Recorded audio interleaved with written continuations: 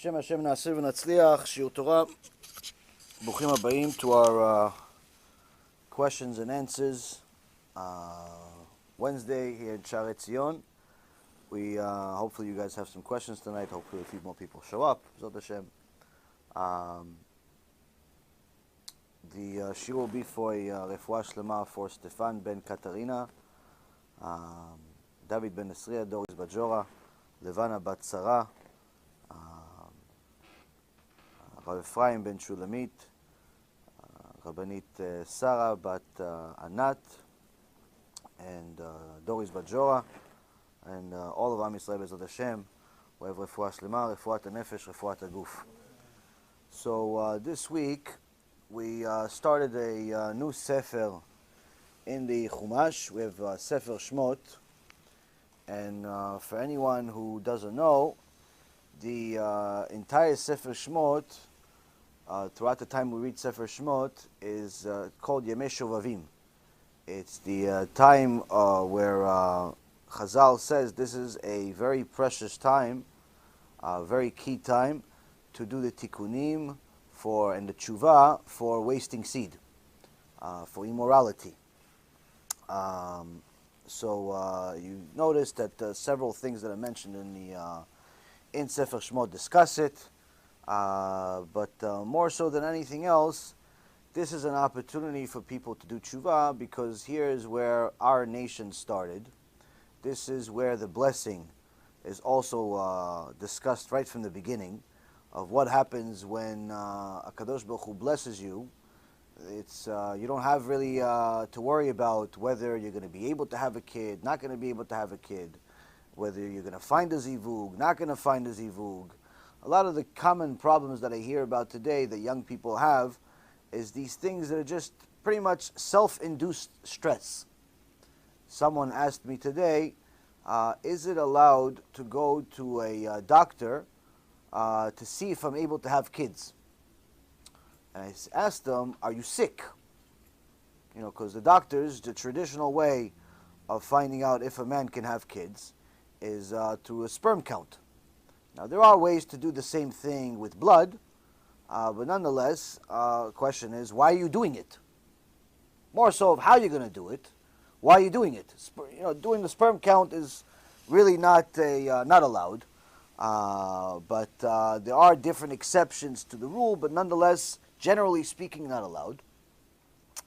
And if it's ever going to be allowed, you have to have a specific posek give you the heter for your specific situation, which is dire circumstance.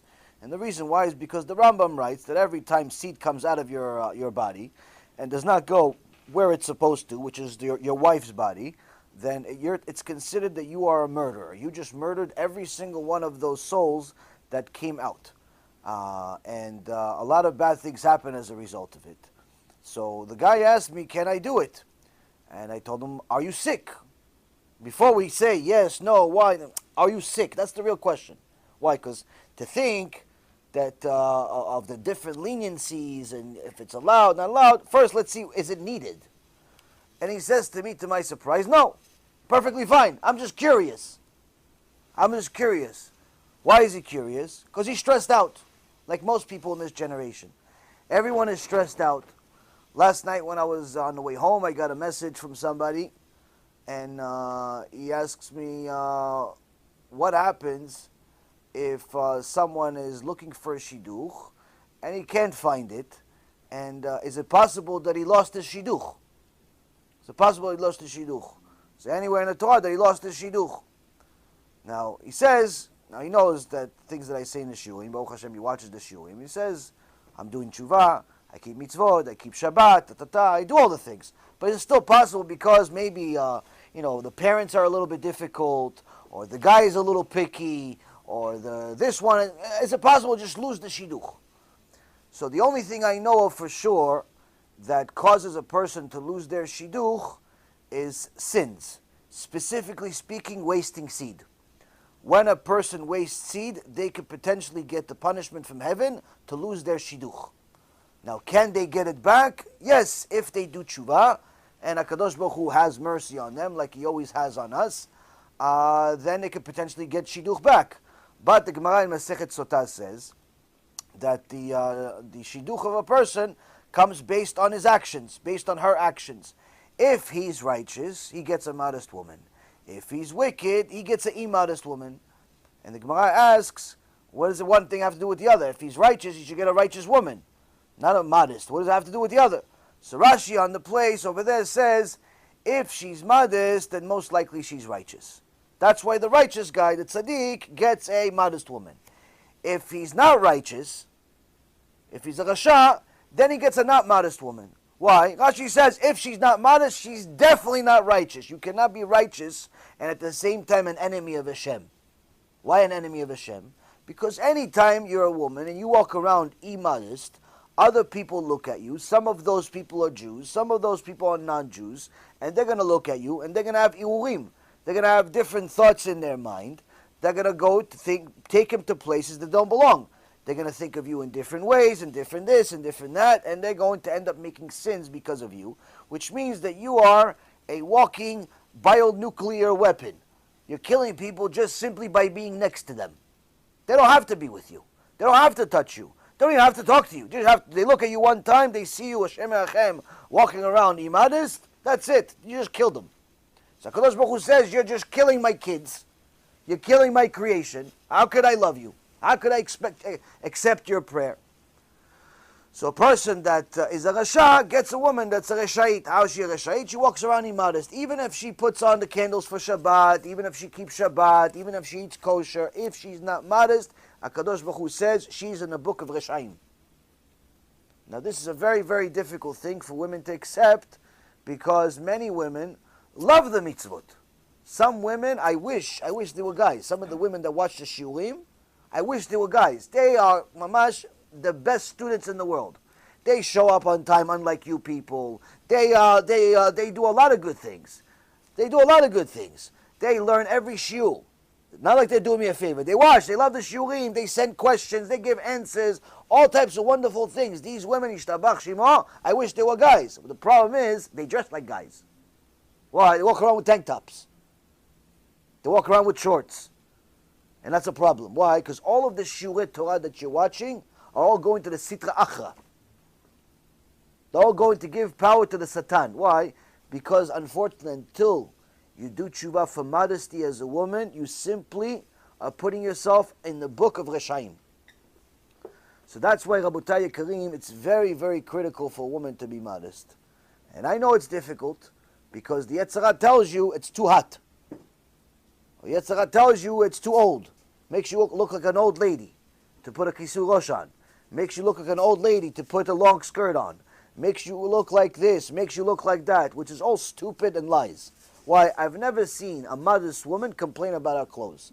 I've never seen a modest woman complain about how she looks. All of the questions that she has is usually before she starts putting on modest clothes. After she decides, okay, from now on I'm wearing modest clothes, she doesn't complain about it anymore. Why? Because she realized the whole thing is fake. It's not too hot. And she doesn't look like an old lady. And the reality is she's finding that people are finding her even more attractive. Her husband finds her more attractive. Yeah, but what about a woman that has a husband where he tells her, listen, you put on a kisur rosh, I'm leaving you. You put on a mitpachah on your head, I'm leaving you. The Zohar Kadosh says on a person like this, that husband is arur. He's cursed from heaven. He's not going to be able to have good living. Whatever money he makes is all going to go to bills. It's all going to get a medical expenses. It's all going to go to the IRS. He's not going to have any bracha in his parnasa. He is cursing himself by telling his wife not to put on kisur rosh. Does she have to listen to him? She's forbidden to listen to him. Doesn't matter what he says. He can yell, he can scream, he can do whatever you want. He can even threaten to do a get. Say to her, give me a get then. I'd rather you give me a get than give me gehenom, as she should tell him. That's the reality. So now a woman that's not modest, she's married, she doesn't put kisur rosh on. She's not modest, even if she's single. She has a very serious problem with HaKadosh Baruch Hu. Why? Because she's creating sinners. So now, since guys today, standard guy, unfortunately has sinned many times, either by himself or with somebody, even sometimes with his own wife. He didn't know, he wasn't allowed to do certain things. So Chazal gave us a special tikkun, special auspicious time to do tikkunim for the Brit, which is during the entire time that we read Sefer Shmot, Exodus. We start with the blessing where we see that Am Yisrael went from being 70 people at the end for the first over 2,400 years, or more, 2,600 years of creation. What do we finish with? At the end of Sefer Bereshit, 70 Jews. That's what we had. The first half of this world. We have, let's say, we're around 5,700 years or so, 5,780. First, almost 3,000 years. Almost 3,000 years. How many Jews we have in the world? We have 70. Yaakov Avinu, the Shvatim, their wives, that's it. Grandkids, that's it, finished. 70. Already, beginning of Sefer Shmot, you're not fast-forwarding that much. 200 years. We're already in the millions. The Midrash Me'am Loeh says we were in the hundreds of millions. Hundreds of millions. We're not talking about, like today we have 15 million that we barely even know if they're Jewish or not. No, we're talking about hundreds of millions. Hundreds. So you're going to say, wait a minute, where do they all go? The Midrash Me'am Loeh says, HaKadosh Baruch Hu told Bnei Israel, okay, it's time to leave the slavery, it's time to leave the Avodah Zarah, it's time to leave Egypt, let's go. Go to the desert, get to Mount Sinai, accept my Torah. Unfortunately, they didn't want to leave their Avodah Zarah. They didn't want to leave their business. They didn't want to leave their house. They didn't want to leave. Why? They said, listen, we were slaves already for over 100 years over here. Finally, we're not slaves. Let us live in peace. We don't want to go into the desert. There's danger over there. There's scorpions, there's snakes the size of houses. Who wants to go in such a place? Some people from the tribe of Ephraim left early, or Benjamin left early. They got killed in the desert. We won't all go. No, we're going to stay here. Yeah, but don't you realize that HaKadosh Baruch Hu is the one that told you he's going to protect you, he's going to take you? No, oh no, they forgot that part. It's like, people say, yeah, I like Shabbat, I like driving more. I said, yeah, but don't you realize that HaKadosh Baruch Hu is the one that says don't drive on Shabbat? Because when did he say it? I said, fourth commandment. Fourth commandment, he says, do not drive on Shabbat. No, God said it. Fourth commandment, go look it up, Parashat Yitro, don't drive on Shabbat. God said it, not Yaron Reuven. So what happens? People, oh, wow, he really said it? Oh, okay, so if he really said it, listen now, it's hard. Wait, but you said that the only problem is that you didn't know that God said it. Now I showed you that God said it. Now how come it's still hard? Well, you know what happens to people that say, oh, it's hard? HaKadosh Baruch Hu says to Am Yisrael, leave Egypt. Leave the Avodah Zarah. Leave your houses. Go to the desert where it looks dangerous, but don't worry, I'll take care of you. They say, we're not ready, it's hard. HaKadosh Baruch Hu says, you know what, it's hard, okay, so I'll kill you then instead. And he killed 99% of them. 99% of them. That's what the Midrash Me'am Loeh says. It says only 2 people out of every million, only 2 people out of every million left Egypt. 1 out of every 500,000. Now some say, no, it was 20. It was 20 out of every 100, meaning 200,000 out of a million. That's the conservative estimate, meaning he killed 80%. But the Midrash Me'am Loeh says, no, everybody knows it's not that. They're just trying to make you feel good. Everybody knows it's nothing less than 1 out of 5,000, but in reality it's possible it's 1 out of 500,000, meaning 2 out of every million. Why? They said it's hard. It's hard to keep the mitzvot. It's hard to leave the this. Okay, Kadosh Baruch Hu says it's hard. Okay, you lost your right to exist. Now, how many did we have? Many. How do we get so many? It says in the beginning of parasha, Paru v'yishretzu v'yirbu v'yatzmu b'meod meod v'temaleh haaretz otam. In the first chapter, verse number 7, it says the children of Israel were fruitful, teemed, increased, became strong, very, very much so, and the land became filled with them. And Chazal on the spot over there says that for every adjective, every description that magnified their success of increasing is one baby, is describing one extra baby in every birth. Meaning, since there are 6 adjectives describing their increase in population, every birth was 6 babies. Every time a woman was carrying for 9 months, 6 little babies came out, sometimes more. So imagine, Average little couple. They get married. They're 16, 17 years old. You know, in those days, it weren't like today, married at 45. In those days, sometimes they get married 12 years old. They're already married. So imagine, little 16-year-old, she already gave birth to a second pair already. She's got 12 kids. Shtabach Shimo. By the time she's in her 30s, she's got 60, 70 kids. You need an 18-wheeler to feed them breakfast. What do you want for breakfast? By the time you finish getting the orders, it's already lunch. By the time you get the order, you're already lunch. You're producing, shtabach shimo. But guess what? You got helpers too. Got a lot of free help. But that's how we got to the point of being millions. Meaning HaKadosh Baruch Hu says, in order to get you from being just a few million to being a few billion, it's easy for me. In order for you to go from being homeless, mamash homeless in the streets with nothing to eat, to being the richest man in the world, Hashem says, in a second I could do it. Yosef HaTzadik was worse than homeless. Worse than homeless. He's in jail in a hole in the bottom of the ground. 12 years he's there. Gehenom was looking at it, he's like, you know what, maybe we're going to do some of the things they're doing in that jail. It's got good ideas over there. That's how bad his situation was in his jail for 12 years. 1 second, same day, within a matter of minutes, becomes the king. The amount of money that Paro gave him on day one, the signing bonus, made him the richest man in the world. Rabotai, HaKadosh Baruch Hu says it's easy for me to turn your situation around. To you it's hard. Why? Because you're thinking you have to do something. You have to go make money, you have to go get a job, you have to go sign a deal, you have to get a good client, you have to have this, you have to have that. HaKadosh Baruch Hu says the only thing you have to do is be glued to me. Glued to me, I can do anything I want. Why? Because now you're not giving me any reasons to destroy your bracha. Now, the problem is, Rabotai, is that when we teach mitzvot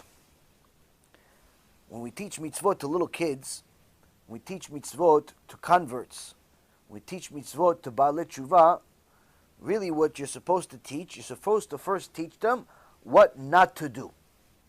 Not what to do. What not to do. Don't drive on Shabbat. Don't eat chelev, which is non-kosher meat, part of the cow. Don't eat non-kosher meat in general. Don't hang out with bad people. Don't do illegal business like cash advance and otherwise. Don't do a lot of this stuff. Why? Because if you do it, you're going to lose Olam Haba. Yeah, what about put on tefillin?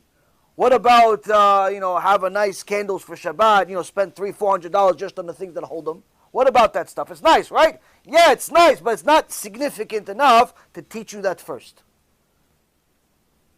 What's the most significant? First teach you what not to do. What not to do. That's how the Torah works.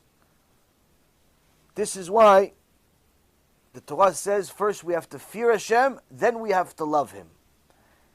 And Chazal explains because we do not decrease in Kedusha. The first, you cannot teach a person to just love Hashem.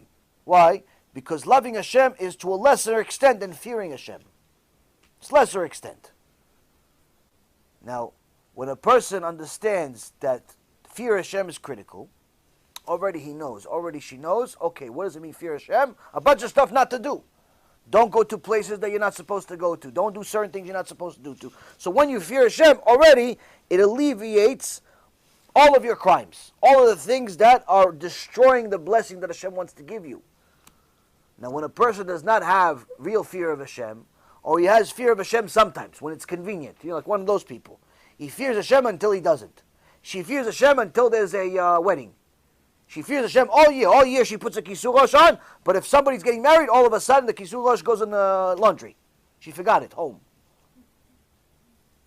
He is tzaddik, kasher, goes daf yomi, daf sheni, daf this, daf that, all the shurim, he does everything, but one of his friends says, listen, you want to go to a basketball game? Want to go to a basketball game? Oh, sure, for sure. Yeah, absolutely. Absolutely, yeah. Well, what else would I be doing? Oh, you're not going on a shiur that night? No, sure, I get the next night. Next night I'm going to go to a shiur. What does it mean? It means that all of the times that he did mitzvot, all of that yirat shamayim that he showed people, it's all fake. Why? He didn't have any yetzara. Yetzirah showed up with a basketball ticket. Yetzirah showed up with a girl. Yetzirah showed up with a guy. Yetzirah showed up with a dog. Yetzirah showed up with a cat. Whatever. Yetzirah shows up, he gives up everything. He throws Hashem in the laundry. So that's what I mean by it says they have Yirat Shamayim sometimes. It's fake. It's not Yirat Shamayim. It's either you have it or you don't have it. So HaKadosh Baruch Hu says, I want to give you blessings. Look what I did to Bnei Israel. Even before they kept my entire Torah. I multiplied them to the extent where they went from 70 people to millions, to hundreds of millions. They had Kol Tuv, they had everything. Until, obviously, Paro changed the whole deal. Everything else, they were doing okay. They had their own city, they had everything. Why did he change it? Why did Hashem change the whole thing? Because Bnei Israel started peeking into the world of the Goyim. Oh, they have basketball games there. Let's have basketball games in our synagogue. Oh, they have football over there. Let's have football league in our synagogue. Oh, they have a casino there. Let's have casino night in our synagogue. They started peeking into the world of the Goyim. So Goshen turned into a mini Las Vegas sometimes. Not all year round, just sometimes. Kadosh Baruch Hu says, either you're with me or you're not with me. You're not with me, you're with the Goyim. Okay, so I'll let the Goyim take control. We lost the blessing not because we didn't do mitzvot. We lost the blessings because of sins. We lose the blessings because of sins, not because mitzvot. That's why, Rabotai, Sefer Shmot is a key opportunity for all of us to do tshuva for immorality.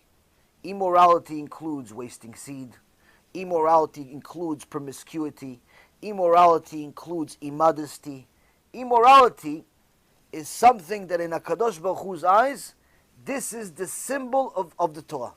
This is the symbol of Judaism. This is what distinguishes us from all of the other nations. Kedoshim tiyu ki kadosh ani, HaKadosh Baruch Hu says. You be holy because I am holy. And what makes a Jew more holy than a non-Jew? Modesty. A non-Jew doesn't have chuppah and kiddushim. He wants a girl, she wants the guy, no problem. They're not allowed to chas v'shalom, adultery or rape or anything like that. But they like each other, they want to be together, no problem. You don't have to go to court.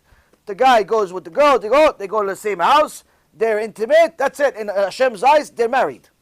Now, the next morning, they both wake up Tisha B'Av. They don't like each other anymore. They don't have to go to the divorce office. They said, okay, I don't like you, goodbye. Okay, we're not married anymore. Not married anymore. Now, should they be promiscuous, do this every day? No, obviously not. HaKadosh Baruch Hu will hate that. But the point being, there's no chuppah and kiddushim for non-Jews. But to be a Jew, you have to go through DNA tests these days. If you're Ashkenazi, they actually do take DNA tests.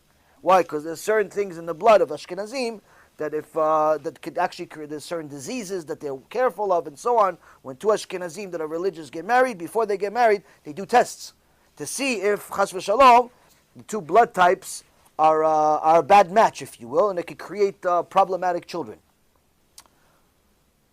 This is in recent generation. In the past, they wouldn't do it. But the point being, Rabotai Karim, is that even without the DNA test, before you get married, before you get the girl, before you get the guy, you have to have the interview, the rabbi, the father, the mother, the brothers, this, that. Who's our brothers? She have good brothers? She doesn't have good brothers? Forget it. What do you mean? But her brothers, what does that have to do with her? Listen, if her brothers are like that, maybe all types of things. Then finally, okay, she likes him, he likes her. Oh, the brothers are good, the sisters are good, everything is good. Okay, how much money you got? What do you mean how much money I got? Don't you just want the girl? No. I want the girl and the money. Yeah, well, I don't have any money. Okay, you don't have any money, you can't have my son. What? What do you mean? I need this. What? It's mesirut nefesh to get married. Then finally you agreed on the money. You've signed it all, everything is good. Okay, now you have to have a ketubah. You got to go through the ketubah. You have to understand, what does it say? Oh, you're buying this girl. What does it mean buying this girl? You're not buying anybody. No, I'm really buying you. You're mine now. How much you going to give me if you don't do this? You have to agree. How much you going to give her if you mess up? You mess up, you decide you don't want it next week, okay, no problem, pay for it. Why? Because a Bat Israel is not some prutza, is not some zona that you could just get from the street. A Bat Israel is expensive in HaKadosh Baruch Hu's eyes. You can't just rent her for a week. You mess up, you think you're fooling around, you think that you're having a game, you're going to touch a Bat Israel, Rabotai, you're going to pay for it one way or the other. No, but she likes me. If you don't have a ketubah, HaKadosh Baruch Hu doesn't like you. HaKadosh Baruch Hu doesn't like you. If you don't have a ketubah, you didn't sign a ketubah, and you're touching a Bat Israel, HaKadosh Baruch Hu says you have business with me. You have a problem with me. Why? You're touching my daughter without even talking to me? So unfortunately, many of us never knew any of this stuff growing up. So you thought you had a kosher relationship, everything was good, she was even Jewish, he was even Jewish, everything is good. HaKadosh Baruch Hu says without ketubah you have a very serious problem. Why? Without a ketubah she's not allowed to go to the mikveh. She's not going to the mikveh, you touch her, you do something with her. By the way, what'd you do? Isur karet, nida. You go to Parashat Kedushim and in the book of Leviticus, I think it's chapter 20, verse number 17, says what happens to a person with a nida? Kareti karet. What's karet? Oh, genom. How long? Forever. Just a little bit longer. Why? I was having a good time. Okay, have a good time. You touch my, Kadosh Baruch Hu says, you touch my daughter without a ketubah, without a mikveh, you have a serious problem. So since, unfortunately, the vast majority of people have committed one of these crimes, like I said, either by themselves or with somebody, Chazal said this is an auspicious time to do the tikkunim of the Brit. Why? Because all year we cry to HaKadosh Baruch Hu that we don't have enough blessing. We want a bigger house, even though sometimes the house is 10 rooms. We want 11 rooms, we want 15 rooms, we want 100 rooms, even though you only have 2, all the kids already are not home, but you want a bigger house, and you want a bigger this, and you want a bigger that. Everybody wants more. That's the reality. A person never has enough. So HaKadosh Baruch Hu says, okay, listen, I want to give you more. Look what I did for Yaakov Avinu, 70 people to hundreds of millions. I want to give it to you. Stop sinning. Why? Because the sins are destroying the bracha.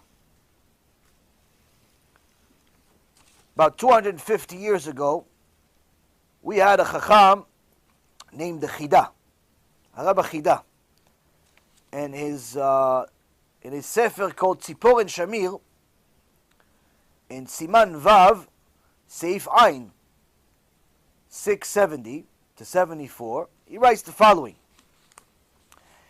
Itorer ha'adam shepegam habrit. Wake up the person that violated his brit.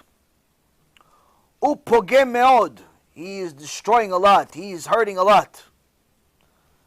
Benefesh ruach haneshama. He's hurting every part of his neshama. You know, you have different parts of your neshama. He's hurting every one of them. Every one of the parts of the neshama is getting destroyed. Imagine there is one of these, these ships. They have the ropes that they use. They're not like regular ropes you buy from like Home Depot. These ropes need very special skill men to make these ropes, to tie on top of tie, on top of tie. They're very, very thick. They're very, very strong, so no one could just cut it like in the movies. One little knife cuts the rope. It doesn't really work like that in real life. These ropes they use in ships, very thick. So imagine that in metal, even stronger. Imagine that connected to HaKadosh Baruch Hu. All of the shefa, all of the reward, all of the good that HaKadosh Baruch Hu wants to give you, that comes to the different parts of your neshama, comes through this cord. Now, anytime we make a little sin, we like scratch the cord. A little cable, a little tiny thing comes off. So there's a little bit less that we get, a little bit less that we get, a little bit less that we get. You know, you forgot to do Netilat Yadayim. Little less now. You didn't put on tefillin for a week straight. Okay, you got a problem. You forgot, you touched muktzeh on Shabbat. Okay, you got a little problem. You ate something not kosher. Okay, you got a little problem. But generally, you're still connected. Still connected. You do tshuva, returns. The Zohar Kadosh says, the Chida is saying, what is he saying? That you're damaging this brit. What is he saying? He's saying, when you waste seed, you simply take a spiritual sword and you cut the whole cord. The whole thing's off. Not small piece. The whole thing's gone. All of the reward that HaKadosh Baruch Hu wanted to give you on Rosh Hashanah when you prayed and you cried your eyes out and you said, HaKadosh Baruch Hu, I want a baby. HaKadosh Baruch Hu, I want a wife. HaKadosh Baruch Hu, I want this. I want that. I want this. I want that. HaKadosh Baruch Hu says, my son, my dear son, my daughter, I'm sorry, I can't. I can't. Why? You cut the cord. If I give it, it's going to go somewhere else. What is it like? It's like when a pipe breaks. You know, as long as the pipe is connected, the water or whatever is supposed to come through it, the oil, the whatever is supposed to come through it, goes exactly to the destination. HaKadosh Baruch Hu says there's continuous reward going. There's I'm giving. It's not getting to you though.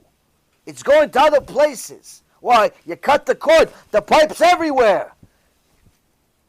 It's all over the place. Goes to your neighbor, goes to your enemies, goes to your ex-wife, goes to your ex-husband, goes to your ex-this, goes to everybody else except you. Goes to bills, goes to the IRS, goes to medical, goes to all of the problems in the world. You cannot keep a single dollar in your account. It's coming, HaKadosh Baruch Hu says, but it cannot stay with you. Why? You cut the cord. So the Chidah says, this Pgam Brit hurts every part of the neshama. Ubechotem amelech, and in the signature of the king. Meaning, it's a personal offense to the King of Kings. Upogem besharshe nefesh ruach neshama lemala, and he's also hurting the part of the soul that's still in Shamayim. The one that, whatever is here is over there. He says, even the one that's over there, the perfect soul that's up there, that other part, this is Kabbalistic stuff, don't ask me questions about this. This stuff, the part that's over there, even that's getting hurt every time. You're killing yourself. בפגם זה מתו ער ועונן, אף שהיו קטנים בני 8 שנים. He says, on this sin, HaKadosh Baruch Hu hates this sin so much, he killed Er ve'onan, the 2 children of Yehuda, who was Kodesh Kodashim Yehuda. 2 of his kids died. He says, Af shayu ktanim bnei 8 shanim, even though they were only 8 years old. So don't ever say, oh no, this sin is only for Jews. No, Er ve'onan were not Jews. This is before Matan Torah. Judaism was only born in Mount Sinai. Oh no, this sin is only for big people, only for adults. No, my friend. Er ve'onan were 8 years old. HaKadosh Baruch Hu hates this sin so much, he killed them at 8 years old. Now, even though 8 years old was different back then than it is today, they were much more developed. Nonetheless, still, the Torah specifically mentions that they were only 8 years old. Chazal mentions specifically 8 years old to show you, to teach us, there's no age on this sin. Kadosh Baruch Hu hates it in every aspect, and that's why the Zohar Kadosh says, this sin, whoever does it, doesn't matter what the age is, they get punished for it. Other sins a person makes before 13 years old are not even considered sins. Other sins the person makes between the age of 13 and 20, he's already a big boy. 13 and 20, HaKadosh Baruch Hu has a lot of mercy on him. He only starts judging him on 20 and after. Doesn't mean that below 20 he doesn't judge him. Meaning he has time he gives him time before he starts punishing him. Gives him time, gives him more time to do tshuva. This specific sin, he already gets punished already now.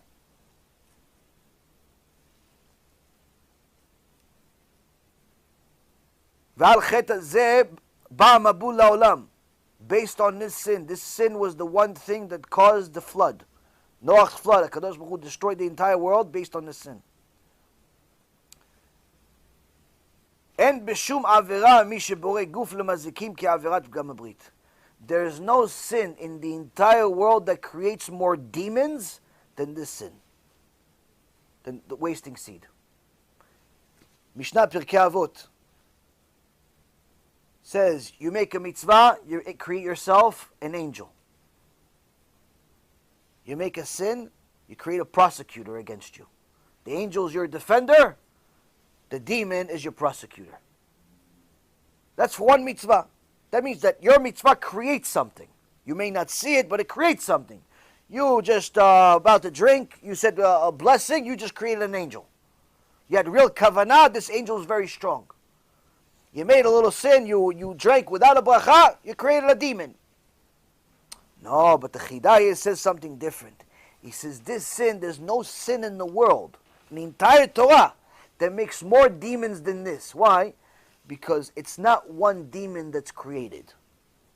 Every single seed that comes out of the person's body is an individual demon of its own. It's a prosecutor against you on its own. Hashem Yirachem. You're talking about hundreds of millions per one action. U'ma'akev et ha'geula. This person that just wasted seed, he's delaying the Mashiach. He's delaying the Mashiach. The whole world is waiting for Mashiach. Why? Because of you. Because you wanted to have a good time at 12 o'clock in the afternoon with yourself, with your girlfriend, with your this, with your that. The Mashiach is delayed again because of you. So don't start telling me, no, Mashiach, no Mashiach. Stop wasting seed. That'll be better. With all the songs. Ki en ben David ba ad shichlu kol haneshamot shebaguf. Because we see in the Gemara Masechet Yevamot, page 63, and also in Gemara Masechet Nida, page 13, Amud Bet, that Ben David, the Mashiach, is not going to come until all of the neshamot that are in a place called Guf, which is a spiritual world, where all of the neshamot wait to come to this world, until all of them are emptied from there, Mashiach is not coming. When a person wastes seed, they're creating neshamot, but no bodies. So what happens? They're not fulfilling their role.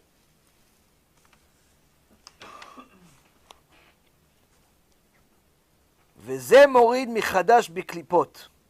This creates a thicker shell on top of the soul of a person. V'zeh tzar hashamayim v'tziar kol ha'olamot shema'akev tshuat Hashem.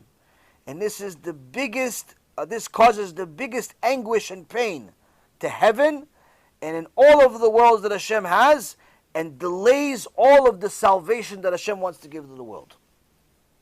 Ve'oy lo uleroa mazalo, and woe to him and to his misfortune and his lack of mazal, im lo chazar b'tshuva, if he doesn't do tshuva. Ki achar moto nifraim mimenu ala kol, because after he dies, they're going to take account on him for everything. Every single time he did it. Every single time she led to it. She walked around. Somebody looked at her. She became an image. In some guy's head, he did it. Hashem Yirachem. She had a boyfriend. Hashem Yirachem. He had this. Oh, Hashem Yirachem. Every single time. Not sometimes, not when you were this, not when you were that, not when you were drunk, and not when you were high. Every single time. מלבד עונשו על עצם העבירה, ביותר יחרד חרדה גדולה, כי עתה אנחנו באלף השישי. He says, aside from the anguish that he will have on the sin itself, he'll even have a bigger pain, a bigger sorrow over the fact that we are now in the 6,000.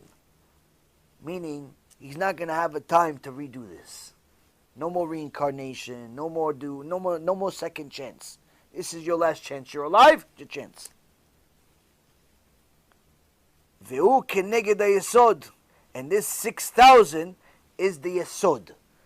It's the foundational 1,000th year of creation, meaning it's everybody's last chance, meaning it's the whole purpose of this time in the world is to fix the foundation of Am Yisrael. What's the Yesod? The Brit. The Brit is the Yesod. You look at the Kabbalah, different drawings of the body with different things. It shows there's different parts of the body are called different things. The Yesod is the area of the sex organs. ומעשיו המקולקלים ערו עד היסוד. And his horrible actions are destroying this foundation. Here we see, Rabotai Karim, that Pgam Brit is not a chumrah, it's not a stringency, it's not some mystical teaching, unfounded and unheard of. This is the foundation of Judaism. This is the foundation. And a person that does not take the opportunity to fix this part of themselves is simply missing a chance of a lifetime. Because it's not easy and not cheap to fix it. Now, the first thing that a person needs to do to fix this is understand that every single addiction, no matter what it is, whether it's addiction to immorality, addiction to promiscuity, an addiction to gambling, an addiction to drugs, an addiction to food, an addiction to anything, is simply, by definition, a desire, not a disease. The AAs and the likes will tell you that your addiction is a disease. Oh, you're promiscuous, that's a disease. You're an alcoholic, that's a disease. You're a drug addict, that's a disease. You're sick. No, my friend, you're not sick. You have an addiction, that's a desire. What's the difference between desire and sickness? If you tell me that my addiction is a sickness, there's no cure. You can't go to CVS or Walgreens or the local pharmacy and say, "Oh, listen, I got a sex addiction. Do you have anything over the counter I can take to stop it?" There's no cure. I have a food addiction. Can you? I can't stop eating. Can you give me a pill, maybe an Advil or two? It's gonna stop me from eating? No, my friend. If it's a disease, there's no cure. That means that you're gonna be it's miserable, horrible, and it's just gonna get worse. You might as well just leave this world. But if it's a desire, that means it's within your power to overcome it, regardless of how strong this desire is. I got a student that used to be addicted to drugs, very, very heavy drugs, the heaviest there are. I spoke to him 4 years ago, explained to him exactly what I'm telling you now, 4, maybe 5 years ago. Explained to him everything that I told you. Baruch Hashem, he took it even further. And Baruch Hashem, today he's as clean as can be, and he's now teaching other people how to overcome this desire.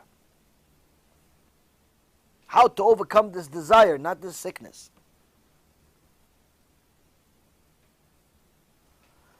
There are several people that I know that have addiction to food. One person found out from their doctor that if they continue eating the way that they're eating, they're probably not going to finish the year. Suddenly the desire was under control. Suddenly the desire became a desire, not an addiction, not a disease. He thought he was sick. He thought he couldn't stop eating until the doctor said you're going to die. And all of a sudden the sickness became a desire. Sometimes you need to get scared to death in order to realize it's just a desire. It's not a sickness. The Rambam writes that the strongest desire on a human being is a desire, the addiction to the desire of immorality, of wasting seed. Strongest desire. Why? That's the only reason the body exists, for this purpose. If it wasn't for us having a mitzvah of procreation, HaKadosh Baruch Hu would simply not have any bodies. There's no point for the body. That's the point of the body. The woman's point of her body is to have babies, and the male his part is to bring the seed that's going to help create the baby. That's it. Other than that, there's no purpose for the body. Every other mitzvah, HaKadosh Baruch Hu could do without it. Meaning, the Rambam writes, this desire is, in essence, it's part of the reason of why you have a body. Hence the reason why it's so addictive.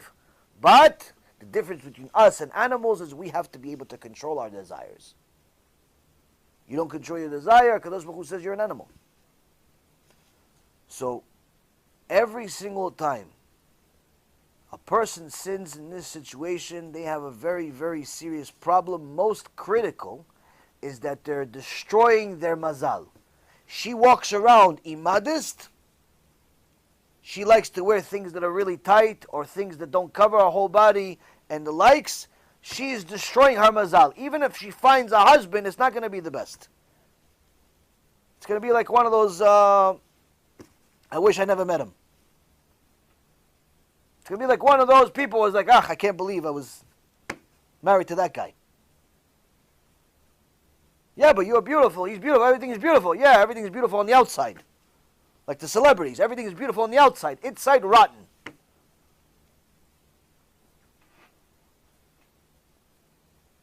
If a person is not doing tshuva for this sin, his mazal is gone. The guy could get a job making $100,000 a month. $100,000 a month is a lot of money. Should be fine. You should be good. You should have everything you want. You don't fix this, you have $100,000 a month and you have nothing at the same time. Why? You see it in the world. Highest suicide rates, according to the U.S. government, is among the upper class, among the rich people, among the people that make more than $100,000 a month.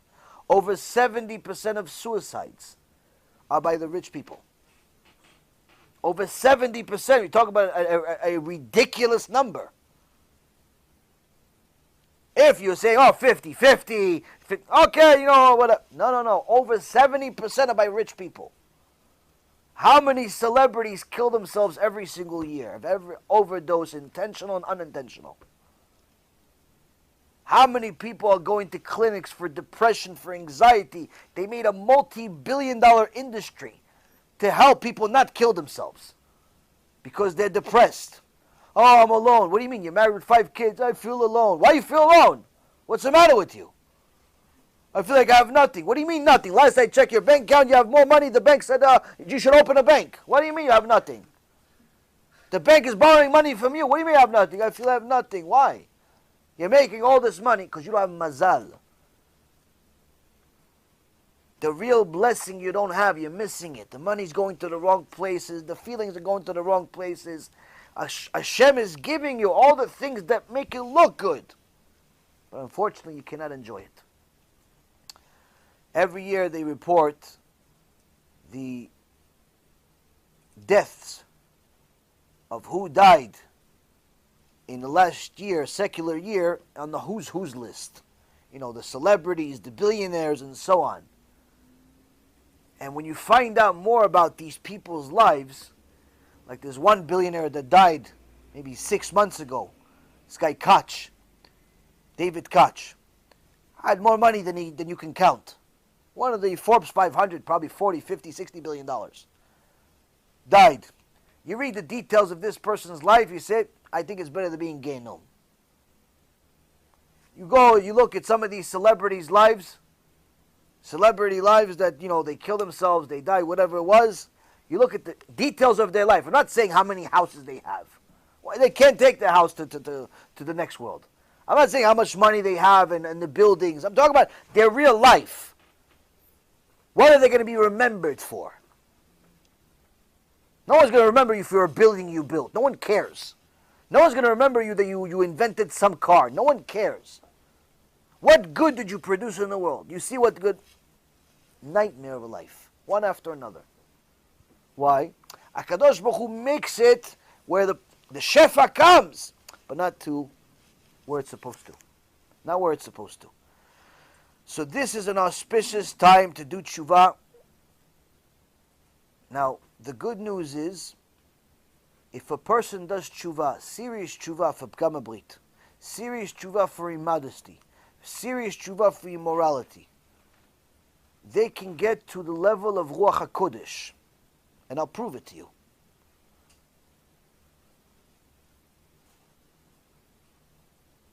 What's tshuva? Tshuva is, Rabotai, first, stop. First, stop. Stop being promiscuous. Stop being immoral. With yourself or with other people. Watch your eyes. Don't even look at yourself. A person should never look at themselves naked. Male or female. Never. You don't need to look at yourself. What are you checking? If it's still there, if it wasn't there, I promise you'll know. There's no reason for you to ever look at yourself. Watching your eyes and not looking at the immodest woman, that's a given. That's obvious. You have to be, on special ed for me to explain that to you. That's a given. Of course you have to watch your eyes and not look at women. I'm talking about not looking at yourself. That's what watching your eyes means. Watching your eyes means don't look at yourself. You go take a shower, you don't look. You do whatever you gotta do. Sponge, don't touch, don't look, nothing. Why? Kodesh, don't touch, don't look, nothing. Don't be comfortable with yourself. That's number one. Male or female. I know females will even have a bigger problem than this because they love to look at themselves, but don't look at yourself. There's no need. If it's for medicinal reasons, health reasons, things like that, obviously, is an issue. You have to do what you got to do. But I'm talking about on a regular basis when it's unnecessary. Don't be so comfortable with your nakedness. That's number one. Number two, don't look at other people. If your local mikveh has a bunch of people thinking that they're in Rome and Greece, walking around naked, don't go there anymore. The Sefer Hasidim says places like that create more demons than mitzvot. Many of these mikvehs, people think that they're in Rome and Greece. They walk around naked just because all guys and all girls. No, chas v'shalom. You're in a mikveh, there's other people walking around naked, you leave. Why? You're not allowed to look at them either. Yeah, but I'm a guy, I'm not attracted, it doesn't make a difference. You're never allowed to look at another guy. In fact, Halacha, Shulchan Aruch says, a boy is not allowed to look at his own father. A boy is not allowed to look at his own father. Needless to say, at a stranger. That's Halacha. You'll also find that in Yakut Yosef. Now, why? Modesty, Rabotai, is not just what clothes you wear, it's where your eyes go.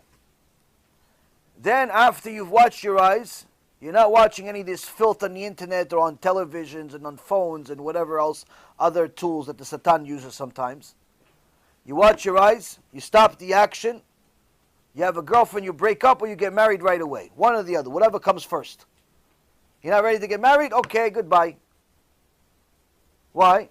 Every single day you're with her, you have a very serious problem with HaKadosh Baruch Hu. Whatever blessing HaKadosh Baruch Hu wanted to give you, you're destroying it. Yeah, but we're not touching. For now. For now. Next, a person needs to learn about this topic and become an expert in it. That's part of the tikkun itself. We have over 70 shiurim about this topic, long and short, and there's, Baruch Hashem, a CD coming out and a USB coming out with all of those teachings. You can get it on the internet for free. You can get the CDs when they're out finally, Bezrat Hashem. Point being is that every time somebody sends me the questions, I have a problem. I already know what the problem is. I got to talk to you. There's no need to talk to you. I'll just send you the playlist. No need to talk. Don't embarrass yourself. I already know. Don't worry. It's okay. You're not the only one. I got 1,000 others like you every day.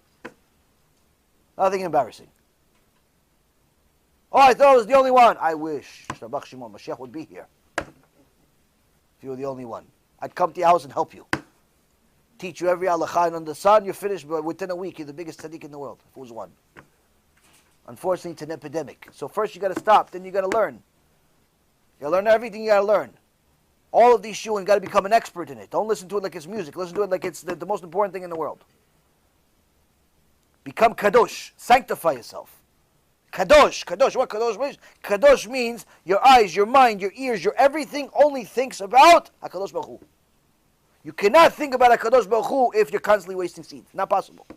You cannot think about HaKadosh Baruch Hu if your eyes are constantly looking at pornography or immodesty or PG-13 movies and not 13 movies and rated R movies and gay and no movies. You cannot watch your eyes as long as your eyes go where they shouldn't go. You cannot watch your eyes, whether you're a guy or a girl. You cannot think about HaKadosh Baruch Hu that way. You have to make yourself kadosh. You have to help other people. It's the next step. You have to take these CDs, you have to take these shurim, and you have to spread them everywhere you possibly can. Why? You have to get other people to do tshuva to make up for the crimes you've already made, because you can't stop what you already did. You can stop future, but you got to get other people to stop. Best way to get other people to stop is don't do it yourself. Let me do it. Why? I'm an expert. You have to understand the situation of a person that's wasting seed or has wasted seed without tshuva is a dire situation. What is it like? It's like somebody that's on a lifeline. He's on borrowed time. Every day he survives is a miracle. That's a person that's currently wasting seed. Every single day he stays alive is a miracle. Miracle, mamash miracle. Why? Because HaKadosh Baruch Hu, you did it one time in your life, HaKadosh Baruch Hu says death penalty. Death penalty. That's what Kadosh Baruch Hu says. You did it 5 times a week, 5 times a month, 5 times a day. Hashem yirachem aleinu.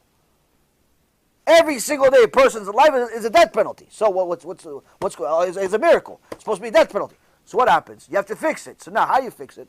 Don't take any unnecessary risks. Don't try to tell other people things that you're not an expert in. First you got to learn it, and then you also got to help them do it. How? You give them a CD. Because if you have an opportunity, Hashem gave you the blessing, He gave you a friend, a classmate, or whatever that doesn't know what's going on, and you don't, and He's giving you an opportunity to help somebody, and you have 2 choices. You can either give him a CD or give him a lecture, or I can talk to him.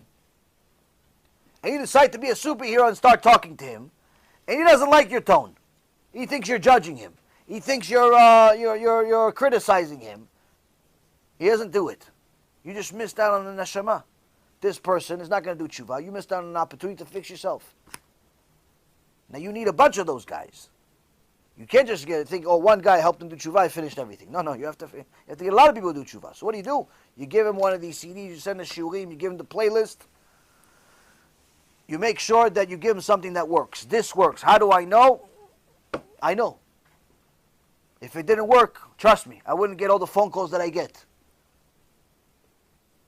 And the people that do it, Rabotai Yekarim, the people that do it, they're the happiest people in the world. Go look at the comments. Some of the people were so happy they wrote public letters on our website, on our YouTube page, and different places of how it's changed their life. Jews, non-Jews, male, female. Changed their life. So you have to help people do tshuva. Last but not least, you have to do tikkunim, which we talked about recently. Tikkunim means every single time a person has sinned, he has to give a certain amount of tzedakah. Why? Because this tshuva is supposed to hurt. Just like you killed a neshama or neshamot, Kadosh Baruch Hu says you have to give something in replacement. Money is damim. Money is considered like life. So this tikkun is painful. Now, if you have, you give. You don't have, you don't give. Obviously, Hashem is not expecting you to do something you can't do. He's not giving you a mitzvah to fly in the air. Why? Because He knows you can't fly. He's not giving you a mitzvah to give $1 billion and you're homeless. Obviously, He knows that you're homeless. So that's the. But if you can give, you give. Problem is, a lot of people, they have, but they don't want to give. Why? They're looking for another way. Can I do it another way? Is there something else that I can do instead of money? Can I just fast? Yeah, go ahead, fast 84 times for every single time. By the time you finish the first fast, you're going to die. No, I'm going to fast for 3 days in a row. Go ahead, Mabruk. Go, 5 days in a row. Go. I'll come to your yahrzeit. I'll visit your yahrzeit. There's no one in this generation, not even the tzaddikim, that could do the amount of fast that an average teenager is supposed to do. No one. Meaning the only way to fix this is money. Every single time a person is trying something else, this, that, the other thing, simply what they're doing is they're being penny wise, dollar foolish. They're trying to save a few pennies by wasting a bunch of dollars on other things. Don't be a chachmolog. Don't be overly smart with Hashem. Simply, if Hashem gave you a blessing, do what you got to do. You don't want to do it, my boy, go do what you got to do. Again, I keep telling people, this is not a money maker. This is for people. This is for people. One thing I can tell you is that every single person that takes the advice of HaKadosh Baruch Hu always wins. Always wins. But unfortunately, people have a hard heart, and they don't want to listen. So I'll tell you the last thing, and then you guys can start asking me some questions. I talked a little longer than usual. I'm sorry, but I think it was important to know. Now, if a person does tshuva, stop wasting seed, starts becoming a good person, starts being generous, starts being patient, starts working on themselves, what does that mean? What happens to him? I'm not going to tell you. I'm just going to read.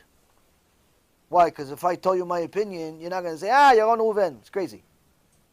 So I'm going to tell you Eliyahu Navi's opinion. There's a book written by Eliyahu Navi. It's called Tana Devei Eliyahu. Rav Finkel, Alav Shalom, translated a part of it. This is the Hebrew version, but he translated a part of it in English.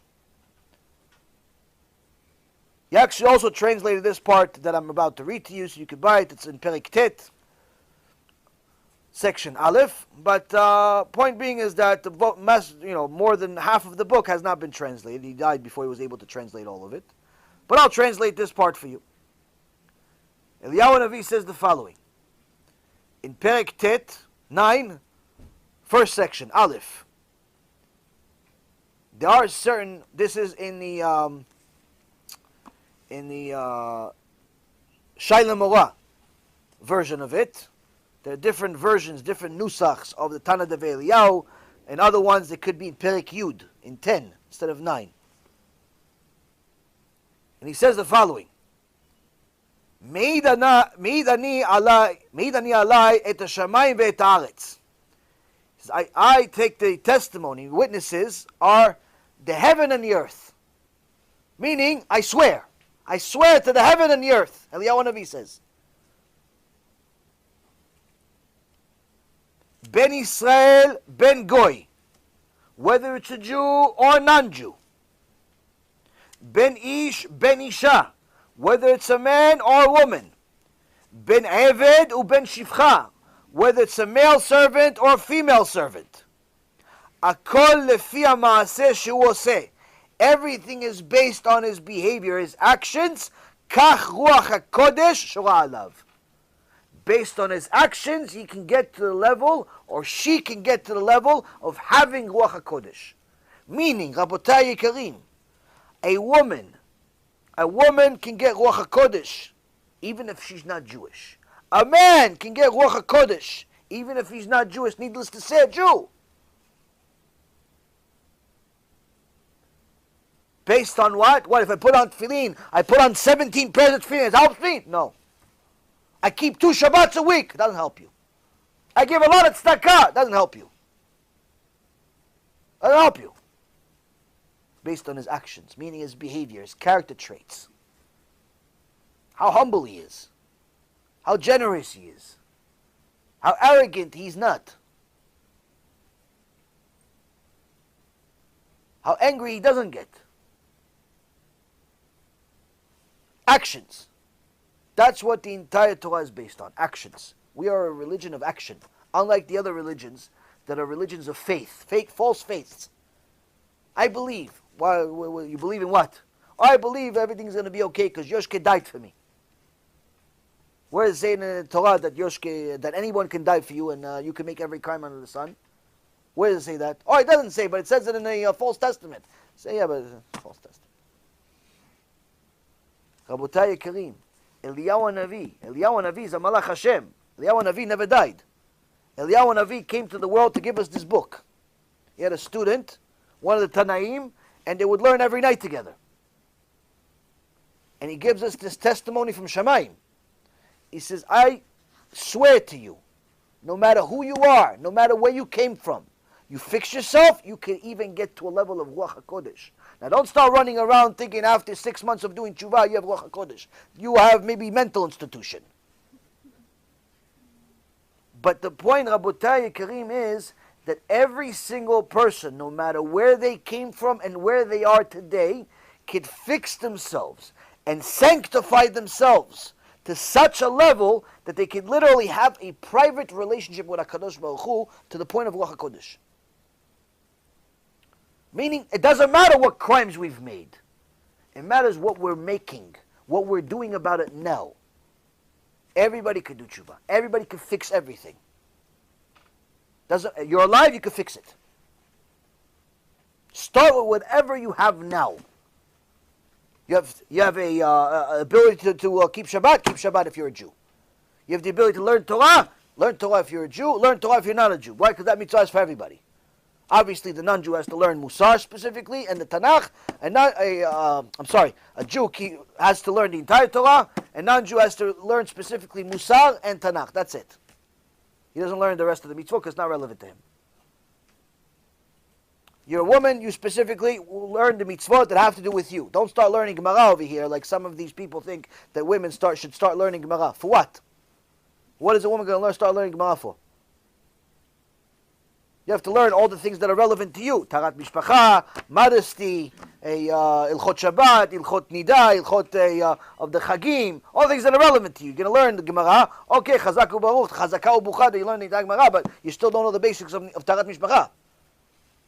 So the point is, Rabotai, is that every person can sanctify themselves, can fix their situation to such an extent that HaKadosh Baruch Hu can look at you and say, he's holy, just like me. She's holy just like me. No matter where you were in your life, no matter what damage you've made. But if we don't, the Chidah says, Oilu, uleroa mazalo. Woe to him and woe to his unfortune, to his misfortune. Woe to her and woe to our misfortune. Why? She's not going to have any luck, not going to have any fortune. And unfortunately, no matter what she has physically, it looks like the poison of the celebrity world. From the outside, it looks like they have everything, but you start looking on the inside, and you're saying, Hashem Yarachem, what a cursed life. What a cursed life. Outside looks like they have everything. Got a new car every week, new house, different places, all the pictures, they look good. They never have a bad hair day even. But then you see a suicide note right next to the body. Why? Because it's all fake. It's all fake. You shouldn't live a fake life. You can get to the highest level a human being can get to. With that being said, Rabotai, take advantage of the time that we read Sefer Shmot. It's a time, it's an auspicious time to do tshuva for this issue. It's an auspicious time to give tzedakah for this issue. It's an auspicious time to do tshuva in general.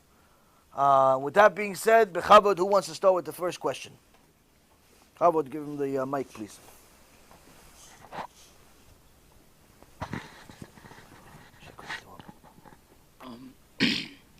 Maybe I didn't understand correctly, but are you allowed to look at yourself in the mirror, like, if you're like half, like your bottom half is covered but your top half isn't, like just to like look at yourself to see like.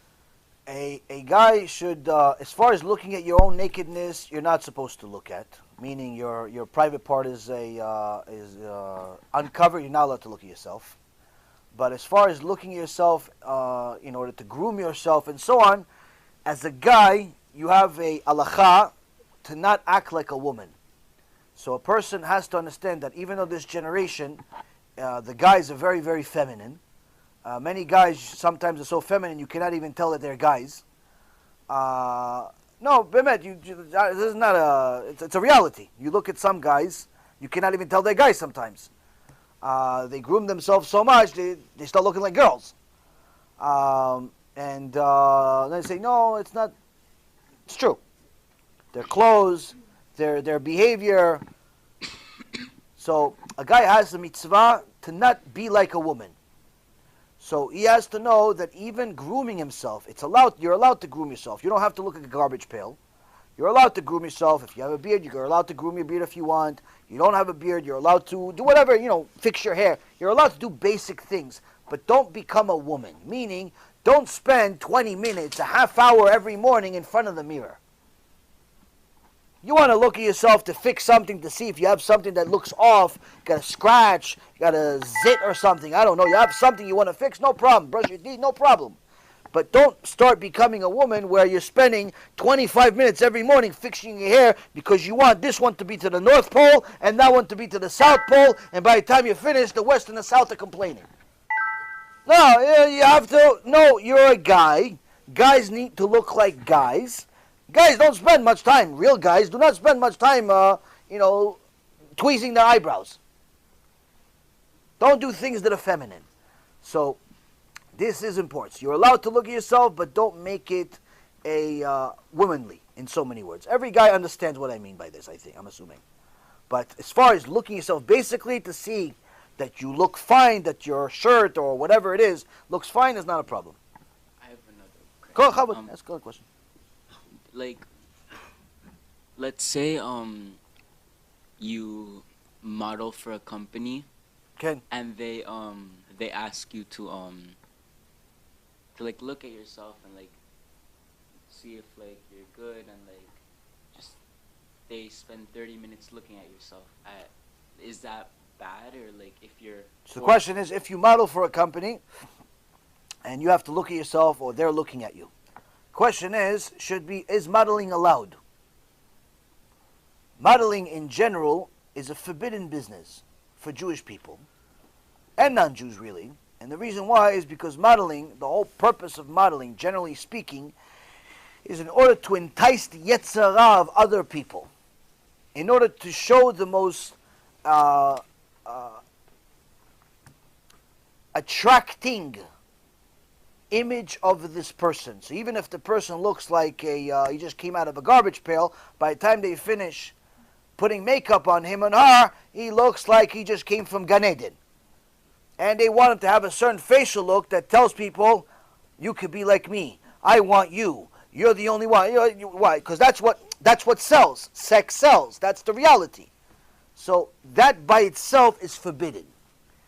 Being a person that's in that business in general, it's not a good idea to do it. There's several reasons. Number one is because the nature of the business is immoral.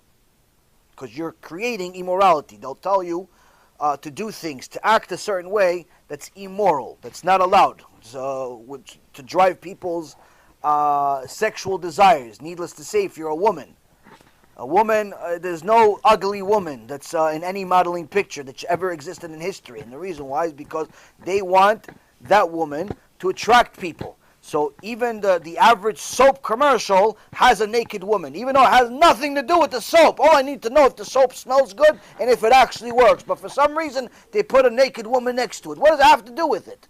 Oh, there's new dog food. Boy, who's selling it? Naked women. How come? What does the naked woman have to do with the dog food? Why, she eat the dog food too? Can I feed it to her also? Do I get her in a package? What happened? Where's she have? Everything has to do with nakedness and immorality. Modeling in general is a filthy, filthy business. Now, so that alone already is in a bad shape. Second reason why it's a bad business is because since their nature is to produce immorality from other people, they themselves are immoral. And that's the reason why many of them, many of the models, many of the producers, many of the photographers are very, very promiscuous people. And they take advantage of young, unsuccessful models in different ways by asking them to do things that you wouldn't do normally. Some old man asks you to help him out with a few things that you would never do. Some filthy woman asks you to do something that you would never do, but since you want her to give you the gig, you're going to do it. So you put yourself in a bad situation. Number three, it's full of drugs. There's not a single model. I know model. I had a guy that used to work for me. One of the famous models in the world. Black guy that he actually ended up building a shoe company. And very, very famous model. He worked for me for a little while. Nice guy. And he told me a lot about the business. Some things I don't even want to tell you because it's that disgusting. Point being, Rabotai, it's full of drugs. Now, even if you don't take drugs, guess what? It's only a matter of time. You're long enough in that business, you're a drug addict. You have to be. Why? Because you got to meet all of these strange demands. And some of these strange demands are drugs. Why? You got to lose 30 pounds in 2 weeks. How you going to do? Drugs. Enough crack, enough cocaine, enough stuff going down your veins, you're going to lose weight fast. Why? You don't need it anymore. All types of things. So that's another thing. Fourth, it's the most promiscuous industry in the world. It's Hollywood. It's modeling. It's simply something that all that drives it is sex. Not even the money. And so you have yourself a very, very serious problem. It's full of criminals. It's full of crooked people, disgusting people. And I can tell you that no person that leaves that business leaves normal. Everybody's traumatized. Everyone got raped. Everyone got touched. Everyone got drugged up. Everyone got something. Everyone got something. And I'm not telling you this from some conspiracy theory or rumors. I'm telling you from actual knowledge that I got from models. Remember, I used to deal with multimillionaires. Some of them are models. Some of them are people that have, they're in Hollywood. And not a single one of them was ever going to tell you they would tell their kids to do it also. And all of these parents that want their kids to be models are unfortunately blind. Because all they see is the pictures. Oh, my kid looks so cute. Yeah, he looks really cute to the photographer too. When the photography is not on. That homosexual pedophile can tell your kid, listen kid, you want me to put that your picture on the cover of this magazine? Yeah, okay, come to my house. There's a ring. I know this firsthand. Person that was in it, on Shem Erachem, victim. There's a ring in Hollywood where they simply sell children for pedophilia. Kids disappear. People think they died. People think they ran away. No. Sometimes they didn't. Sometimes they're being sold from house to house of these filthy multimillionaires' houses.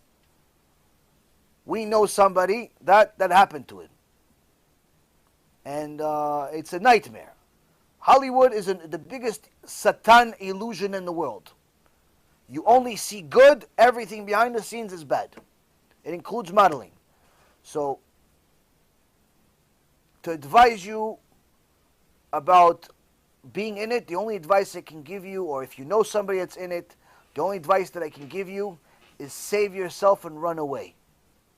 Whoever, if you know somebody that's in it, save them and run away. And the reason why is because nothing good will eventually come out of it. I know the money is good. I know to just show up and hang out there for a half hour, you just made $5,000, $10,000, $15,000, and the money's great, and you could buy a house after 2 weeks of work. I know, I get it. It's a big yetzara. But unfortunately, that's how the Satan wins. That's how he gets these precious neshamot to do a lot of forbidden things that they would never do otherwise. And you could ask any of the veterans. If you have access to a few veterans in that business, ask them about their life. Tell them, what was the toughest time in your life? And they'll start telling you stories about their life that you're thinking that they're giving you a picture of Gehenom itself. How this guy touched them, and that girl, and this one, and that one. All this filthy stuff, that's where it happens. It happens in a place that looks perfect. So, it's generally not a kosher business overall. Needless to say, the rest of the stuff I just mentioned.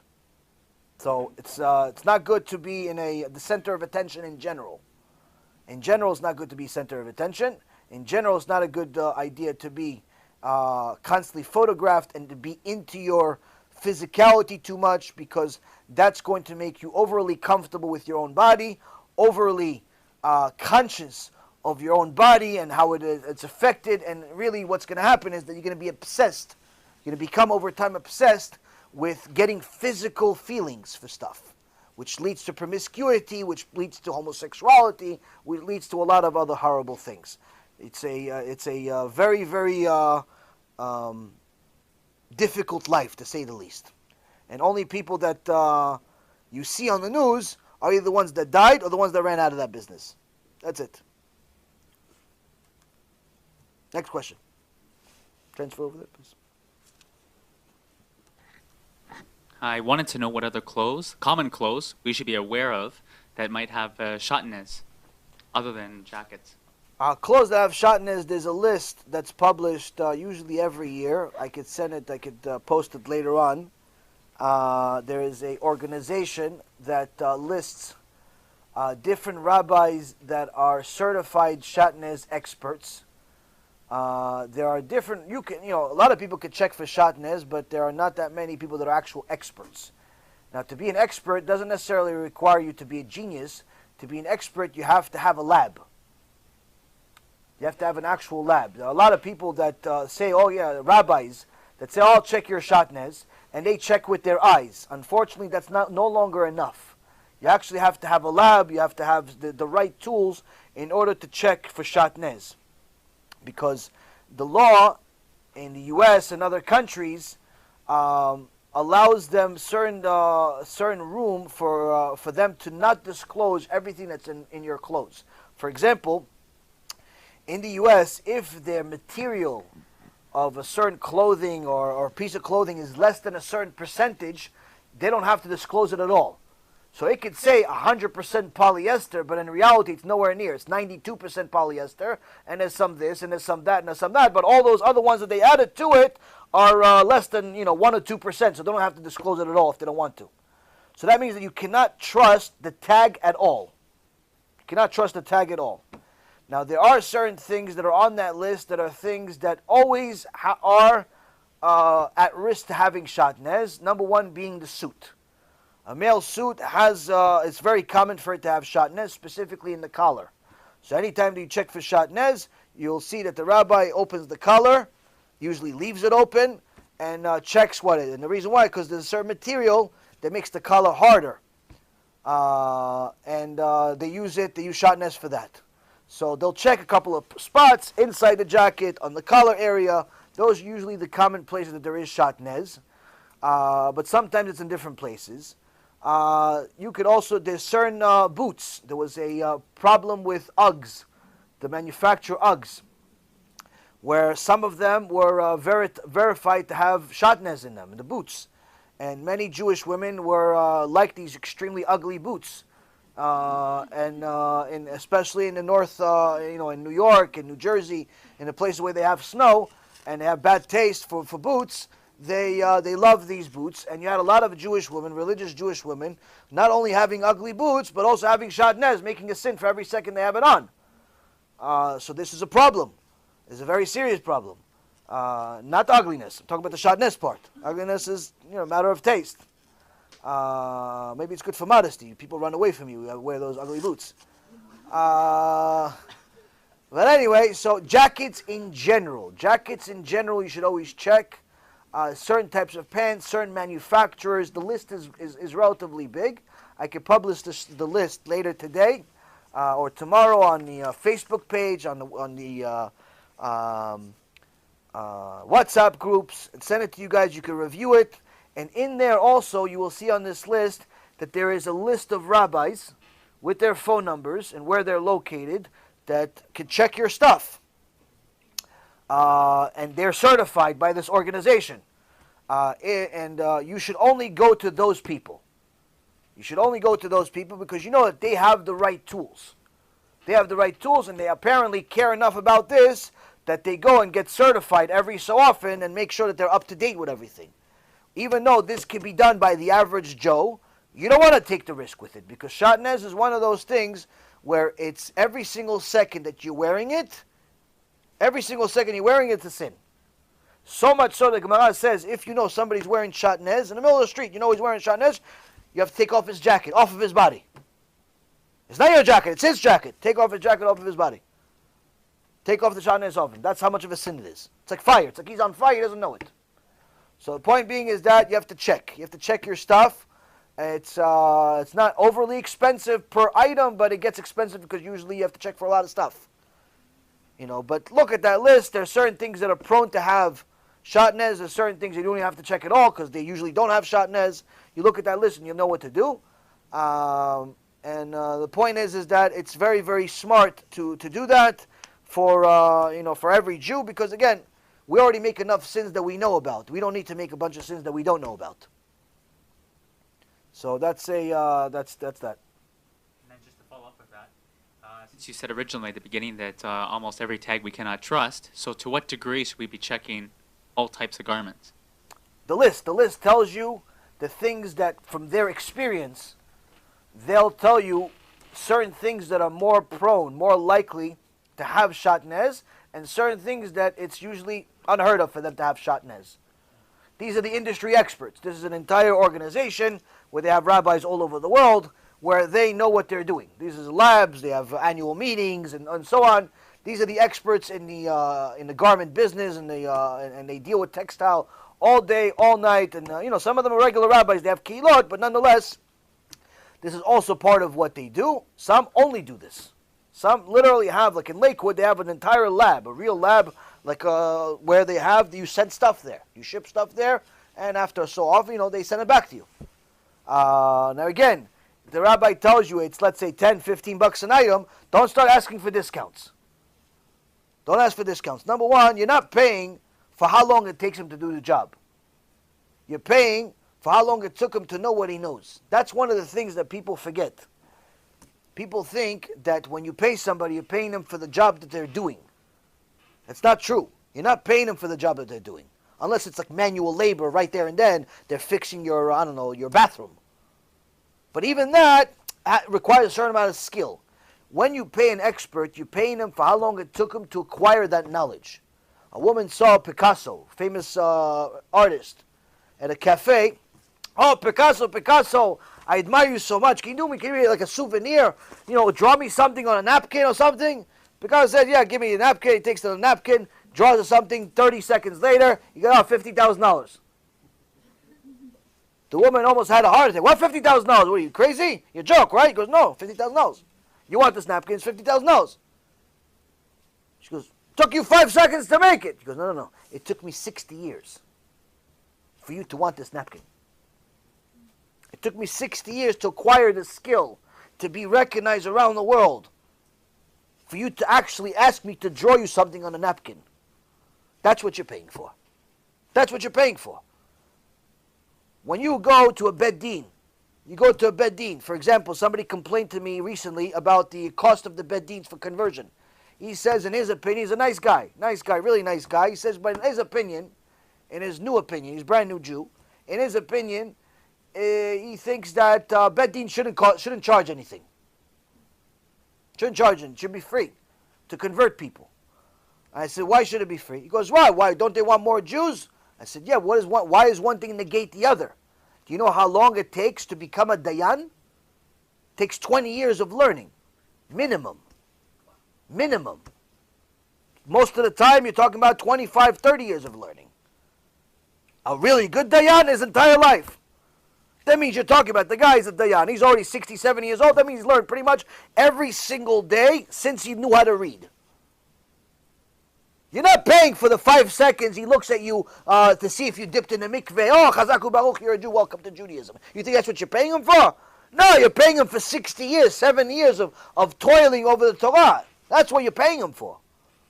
That's what you're paying him for. You're paying him for that in Shamayim, they actually consider his signature valid. You could sign a certificate also in Shamayim, it says toilet paper. Why? You're nothing. He's been studying for 60, 70 years. He signs, Shamayim says, oh, the rabbi such and such signed it. This guy's a Jew. His signature means you are a Jew or you're not a Jew. Your signature, I don't know, maybe a check you could sign. That means something into the bank. So that means, what are you paying for? You're paying for the decades of learning, the decades of Mesirut Nefesh. People think that if they watch a few shiurim and they read a couple of books, they're already smart. If you actually understood what it means to be a Talmid Chacham, you become embarrassed. I'll show you this. This, for example, is something I brought with me. I was thinking of maybe mentioning it at some point. Maybe I will, maybe I won't. This is a tshuva. This is an answer from one of the Gdolei Hador, Arav Baruch Ber Leibovich, that he writes in Birkat Shmuel, and he writes about whether it's allowed to go to these schools that have become modern, where they start teaching secular subjects. Now, this tshuva, first of all, it's in Rashi script. You're not going to find it in English. But forget about that part, even if you find it in English. The amount of knowledge and sources that's in a single tshuva, this is, 6, 7 pages, whatever it is.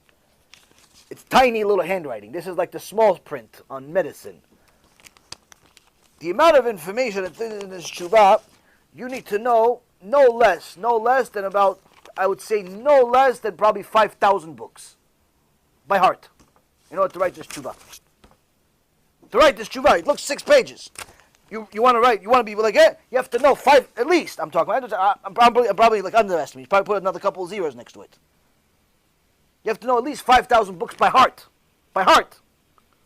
to have the ability to write such a tshuva. Not this tshuva. This tshuva, I don't know. The whole Torah you need to know. It's something out of this world.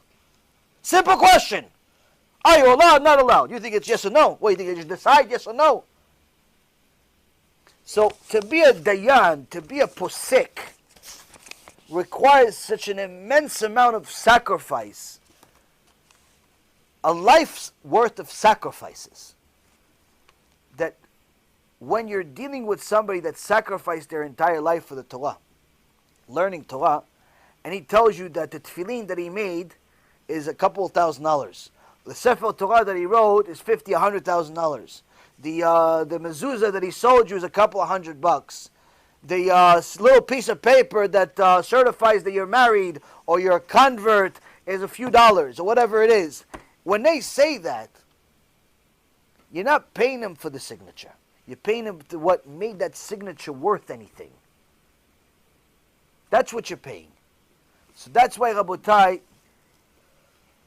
the people that look for discounts in the Jewish world are simply making a very, very big mistake because they're not valuing the Torah. They're not valuing the Torah. You're not giving kavod to the Torah, which is a sin of itself.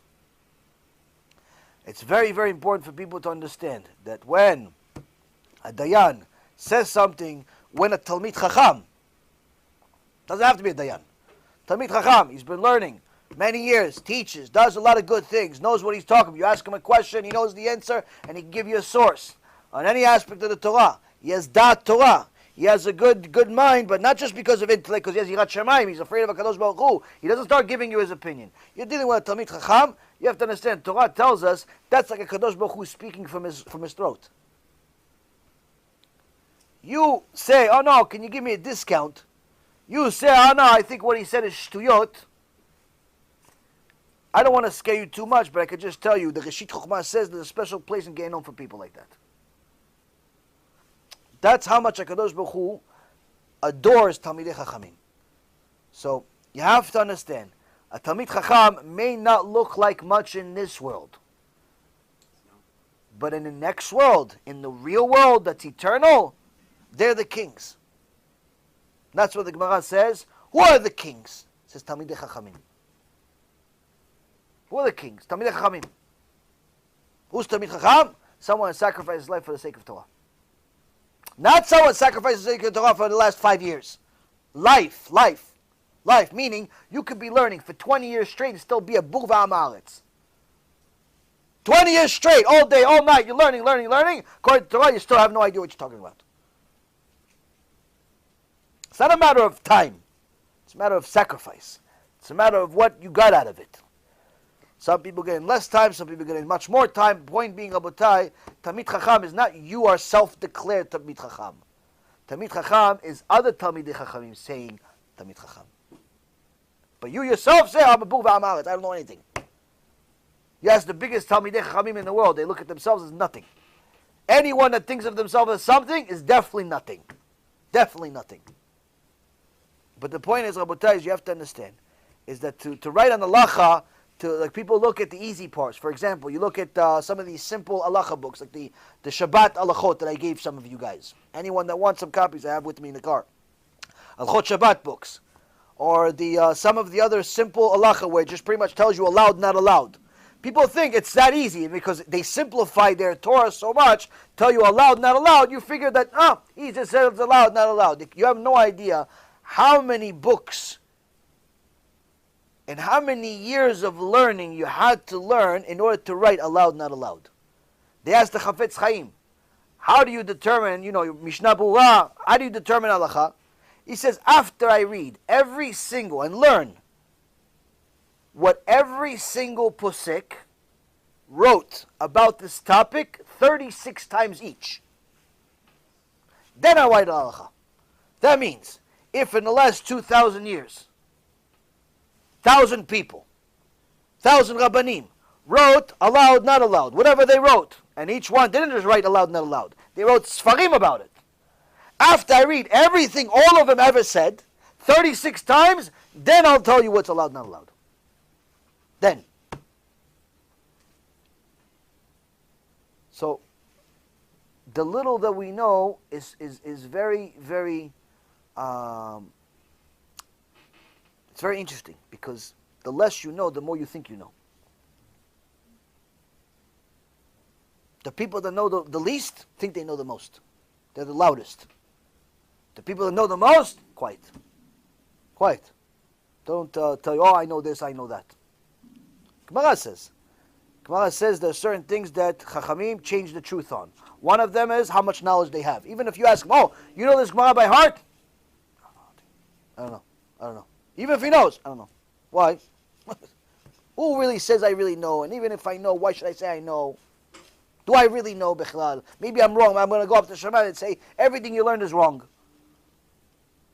The Rogatchover Rebbe says to his students, I don't even know. I know that I'm going to Gan Eden only because of my wife. Rogatchover Rebbe was one of the biggest Geonim that has been around in the last 1,000 years. Lived 100 years ago or so. Chabadnik, real Chabadnik though. He says, I'm only going to Gan Eden because of my wife. Now, if you want to speak to the Rogatchover Rebbe, you have to know the entire Torah. Why? He doesn't speak regular. He speaks in sources. He doesn't even say what the source says. You would have conversations with Talmidei Chachamim, just page numbers. Yeah, but Kiddushin Daf Aleph, but Kiddushin this, but that, just the sources, not the rest of the stuff that I give you a 3-hour shiur about. Just the page numbers, and if you can't hold the conversation, then who are you to talk to me? Oh, you don't know what it says in Kiddushin Daf Lamed, Amud Lamed, no, you don't know. What's the conversation?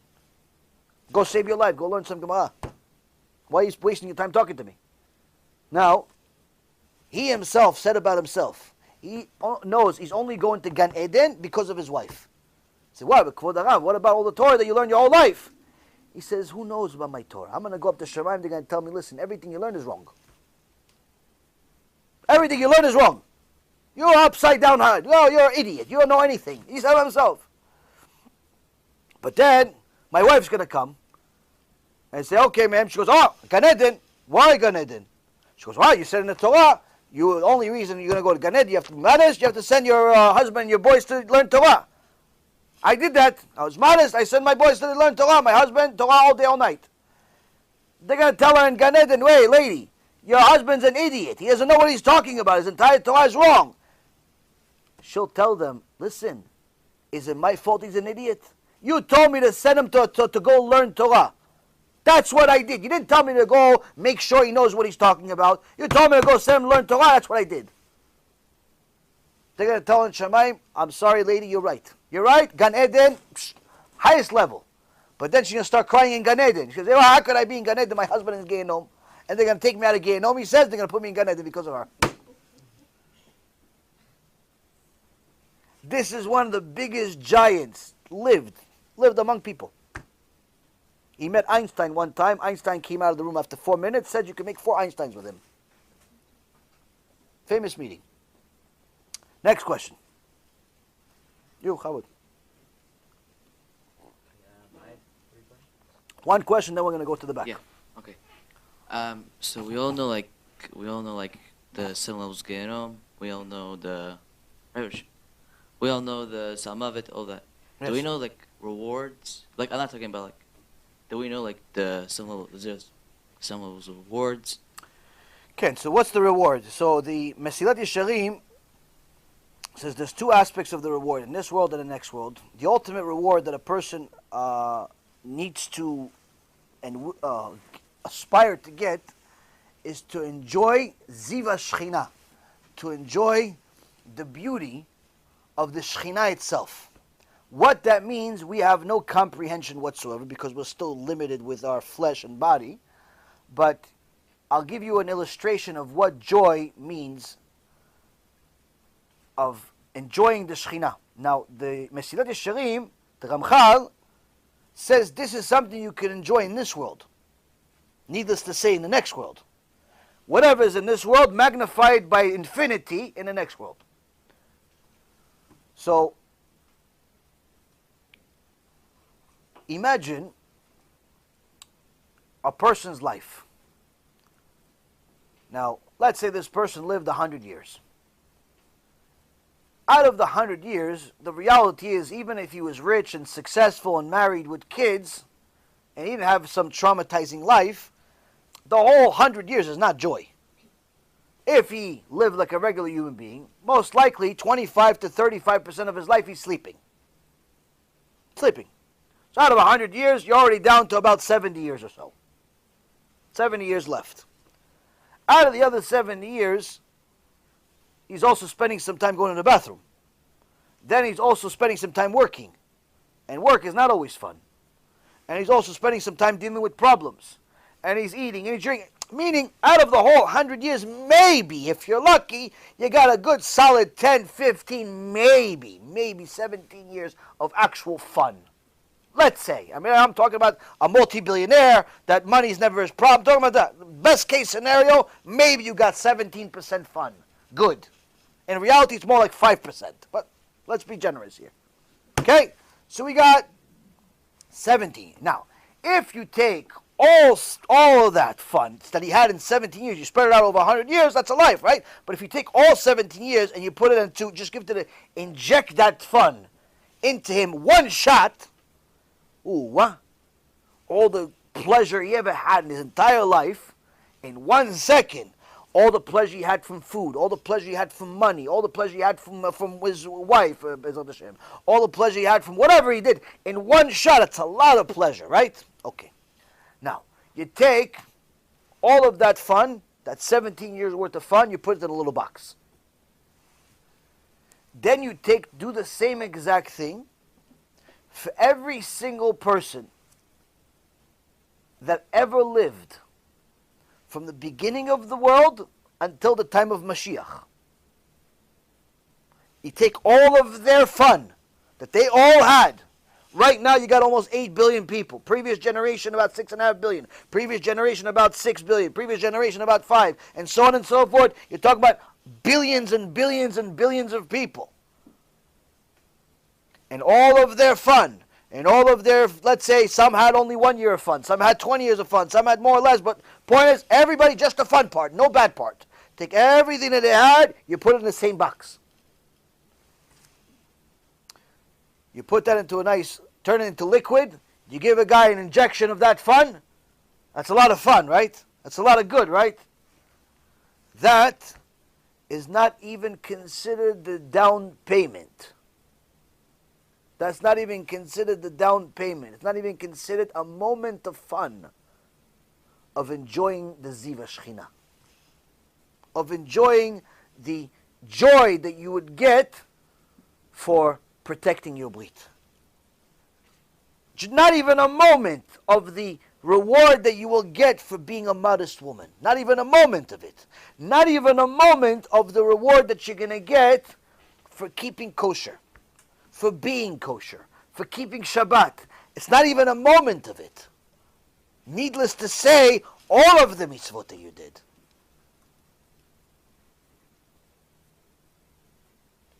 So that's a lot of joy. Now Kadosh Baruch Hu says, you're supposed to feel parts of this in this world too. How can you get to that? By serious toiling of Torah. Getting yourself to become a holy person where you sanctify your body. I can't explain to you how that feels as far as you would understand it, but I can give you some type of an illustration. I hope none of you have ever done drugs, but I'm assuming everybody here knows somebody that did drugs at some point in their life. Now, when people do drugs, Baruch Hashem, I never did drugs, but I had medicine in my system at some points in my life when I was going through all the fun surgeries. Now, drugs, what do? They make you feel a bunch of things that you really are not supposed to feel. All of a sudden, you feel great, even though nothing good's happening. Numb, buzzing, all types of things like this. People do drugs because they want to live in that status of pretty much illusion, and their body buzzing and doing all types of things, and a certain elevated mind, a certain lightness to the brain, all types of things that feel like you're in a different world. People do get addicted to drugs because of this, what they call a high. If a person seriously toils in Torah, and I don't mean toils in Torah for one day, and I don't mean he toils for Torah for just an hour a day for 20 years. I'm talking about serious toil of Torah. HaKadosh Baruch Hu can give him some of this in this world, where you could, for an X amount of time, it could be a minute, it could be a few hours, it could be every day, depends. The person can simply feel everything I just explained that all the drug addicts do, times 1,000,000. times a million, just by existing.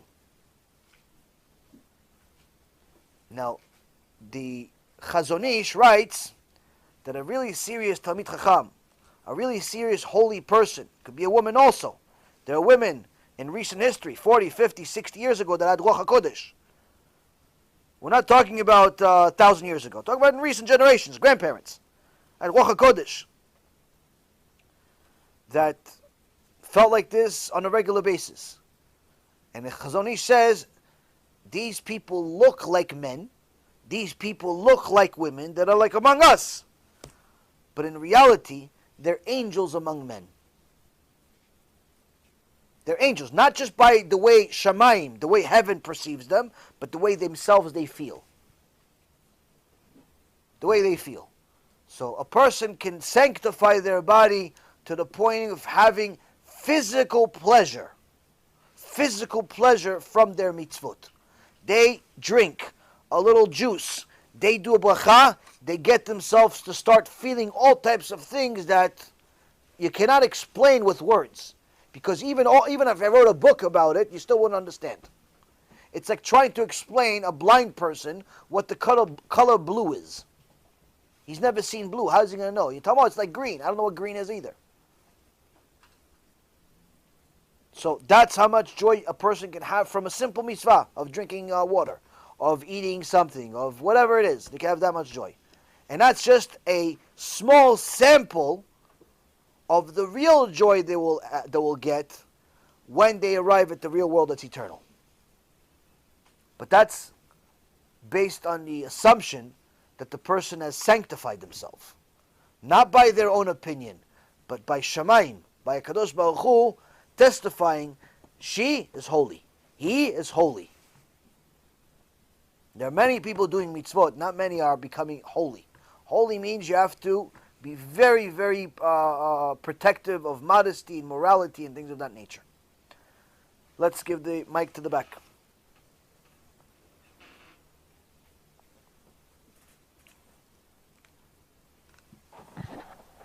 How could I tell a friend to not touch her boyfriend before marriage? Did she go to a religious school or did she go to public school? She went to a religious school? Okay, so first, she obviously didn't learn anything good in this religious school, because that's the number one reason of why Jewish parents and non-Jewish parents send their daughters to religious schools, is for the sake of them understanding that they have to preserve themselves until marriage. And this is actually both for Jews and non-Jews. You know, the non-Jews that send their kids to private school, Catholic schools and Christian schools and so on, they specifically send their girls to all girls schools, specifically because they want to protect the kid from themselves, from being with somebody before marriage. And unfortunately, in today's world, that is such an upside down world that in today's world, the teachers teach you the opposite, meaning they tell the girls and the boys that you should be promiscuous before marriage, because how do you know you want to really marry him until you try it out? How do you know you only want to marry him and maybe not him? How do you know you want to marry her until not her? The teachers teach you the exact opposite of what morality is in both private and public schools sometimes. Now, in a Jewish school, it's obviously supposed to be the upper echelon of all schools. But if the girl went to school and she still is promiscuous with a guy before marriage, obviously there's something very, very wrong with the foundation of her ideology, which is the teaching that she got from her parents as well as from the school. They're both at fault. Why? Because any kid that got the proper education, simply that is not in the cards. I met a woman that, Baruch Hashem, we helped her convert. By the time she converted, she was a Christian in her previous life. And by the time she converted, I believe she was 32, 33 years old. 100% a virgin. Never even kissed another boy. Never kissed another boy. 32 years. Now, with the exception of the idolatry, that's a success. Why? Because when you teach your kid the right things, there's no such option as being promiscuous in any shape or form before marriage. because you consider your intimacy sacred, and you're not going to give it for free on the streets because he's cute. So that means that this Christian girl that became a very Jewish, righteous woman, Baruch Hashem, she got a much better education, much better upbringing than unfortunately a Jewish girl did in her own backyard, that now has a boyfriend, and many Jewish girls that have boyfriends. So that already shows there's a problem with the ideology. That's the problem. That's the diagnosis. Solution is you have to fix their ideology. And the only way to fix the ideology is with new education that's going to, first of all, prove to her that her current ideology is wrong, and to, in essence, brainwash her. Brainwash her from all the filth she has in her head, that she thinks it's okay to be promiscuous before marriage. She thinks it's okay to hold hands with some stranger. She thinks it's okay to kiss. She thinks it's okay to wear whatever she wants. She thinks it's okay. And the reason why she thinks it's okay is because she doesn't really believe or think that there's a punishment or a consequence for our actions. So the only way to truly change a person is by re-education. They have to listen to the shiurim that we say here and the ones that we have online and get re-educated. Now, to get a person to listen to this stuff requires a little bit of effort. So you have to not give up on them. You have to send them the clips, the 5-10 minute clips that I have about modesty or today's shiur. You send it to them so they get re-educated and start looking at the world from a different perspective. Because every woman, no matter where she ends up, starts off with usually having some dignity and some self-respect. And every woman does not want the world to insult her or to abuse her or take advantage of her. Every normal human being does. Now, a woman that holds herself at such a standard, if she for herself thinks about her own promiscuity, her own immodesty, for more than a moment, she'll realize how wrong she is. I'll give you an example. There was one time, secular guy, Israeli guy, that went with his wife, girlfriend. They were living together. They went to the beach in Israel. And you know, when you're not exactly the most religious, you go to the beach, you don't wear clothes there. So, you know, she wore that bathing suit that's pretty much underwear. And they were sitting on the beach with the rest of his friends. You know, the whole tribe was there. Everybody was there hanging on the beach. They were barbecuing. They're having a good time. Playing matkot, these little ball thingy with the racket ball, whatever it's called. Kicking a soccer ball, jumping in the water, taking a tan, having a good time. You know, Shem Yachem, good time. Okay, they're having a good time. Now, unlike America, in Israel, you don't have to make an appointment in order to visit somebody's house. You know, today in America, if you want to go visit somebody, you have to make an appointment 2 weeks in advance. Listen, we're having a dinner on Thursday, March 3rd. You think you're going to be able to come at 8 o'clock? When is that? It's 3 weeks from now, 4 weeks from now. In Israel, it's different. In Israel, you just show up at somebody's house. Hey, you're home. You want to have a coffee? Okay, yalla, come on, let's go. That's how it is. That's how it is. You know, there's no appointments. You just show up to people's houses. It's very normal there. Like if you live in Israel and somebody shows up at your house, don't get taken back. That's normal. That means they like you. If no one shows up at your house, that means they don't like you. Well, but that's how it is, especially in the secular world. So family, friends, they just show up at your house. That's how it works. Now in America, they're so like appropriate and politically correct. You have to make appointments. Oh, do you have availability in 2022 on the 1st of the month in August? You have to make appointments. Oh, let me see my calendar. Calendar. No, I think I'm taking my kids to the park on that day. Yeah, I don't think I can meet you there. Yeah, no, it's a park. It's a really important day for the kids. There's a park there. There's grass. And the kids like the grass. Can't eat on that day. You have to look at the grass all day. So the ludicrous of people's behavior is funny, but it's true. So now, in Israel, back to the story. In Israel, they were on a beach. They're hanging out on the beach. They're having a barbecue, making all types of sins that Hashem Yerachem Aleinu, and hopefully they do tshuva. And now, in the afternoon, 3, 4 o'clock, they finish on the beach. They go home. So the guy takes his girl home, and they get to the house, and she when she leaves, she gets up to the beach. She puts on a robe, to cover herself. Gets in the car, and they go home. Once she gets home, she takes off the robe. She walks around in the same thing she walked around in the bathing suit in the beach. She walks around. All of a sudden, the door is knocking. So she runs to go open the door. So little Reuben always says, hey, what are you doing? Hey, what are you doing? She goes, what? There's a couple of people at the door. I think it's Yaakov and Steve. Goes, put something on. He says Reuben says, put something on. What are you doing? She goes, what do you mean put something on? All day I've been in this bathing suit. What's the difference? He goes, well, we're on the beach over there. He goes, yes. She says, yeah, but there's 30,000 people on the beach. This is just 2 people. Why is this wrong and that's right? Why is that right and this wrong? Why? He thought about it for a second. They're both wrong. But he, in his own crooked mind, thought that just because everyone's naked on the beach, I'm allowed to be naked. And no one's naked at the house, and over there I'm not allowed to be naked. Wrong. Satan, Malach HaMavet, Yetzirah, all at the same time. Wrong ideology.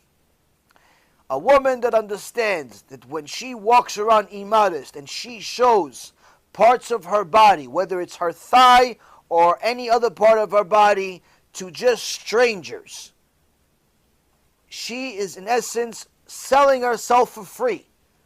Free for all to look at.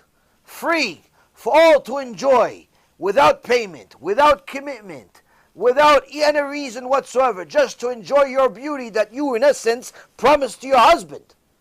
Everybody else gets to see what he's the only one that's privy to. He's the only one that paid for it. He's the only one that committed to it. But you're showing your beauty to every guy, and Hashem Yachem, your guy, your husband, he's allowing it. He's actually encouraging it. But if you thought about it for a second, you'd realize that you're both wrong. Why? Because you realize that, hey, you're not supposed to be naked in the house, you're not supposed to be naked on the beach. But you never thought about it. Never thought about it until Hashem gave you Shat Ratzon, a little moment where there's your brain is awake. So the point is that right now this kid, this friend of yours, or whoever it is, and millions of others like her, they're in a circumstance where they have a ideology that is simply wrong. And the only way to fix that is by showing her that she is a princess. How do we know she's a princess? God created her, and he says, you're my daughter. God is the King of Kings. If she's his daughter, she's the princess of the King of Kings. And the King of Kings doesn't walk around with a miniskirt, doesn't walk around with a bikini, doesn't walk around half naked or naked, whatever it is, doesn't give herself to some filthy guy to touch her, even if he's a nice guy. Why? You want to touch me? Marry me. You want to touch me? Marry me. You want to give me a kiss on the cheek? Marry me. Oh, you don't want to marry me? Don't touch me then. Why? I'm not for free. I'm not for free. That's the thing. Rabotai, I'm sorry to give you this example, but even the prostitute costs money.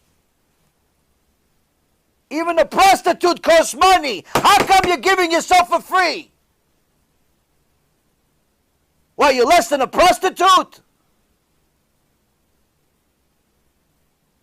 What's the matter with people? What's the matter? How come you're giving yourself for free? Abat Yisrael Kedosha. Abat Yisrael Kedosha, a holy woman created by Kadosh Baruch Hu's hands himself. How come you're giving yourself for free for some filthy guy with a nice hairdo? For what? For what? You want to touch me? Marry me. You don't want to marry me? Go find yourself a new friend. Go smash your head against the wall a few times. What do I care? Rabotai, you have to understand you're worth a fortune. $1 billion is not even a down payment for a Bat Yisrael. $1 billion is not even a down payment for 5 minutes with a Bat Yisrael.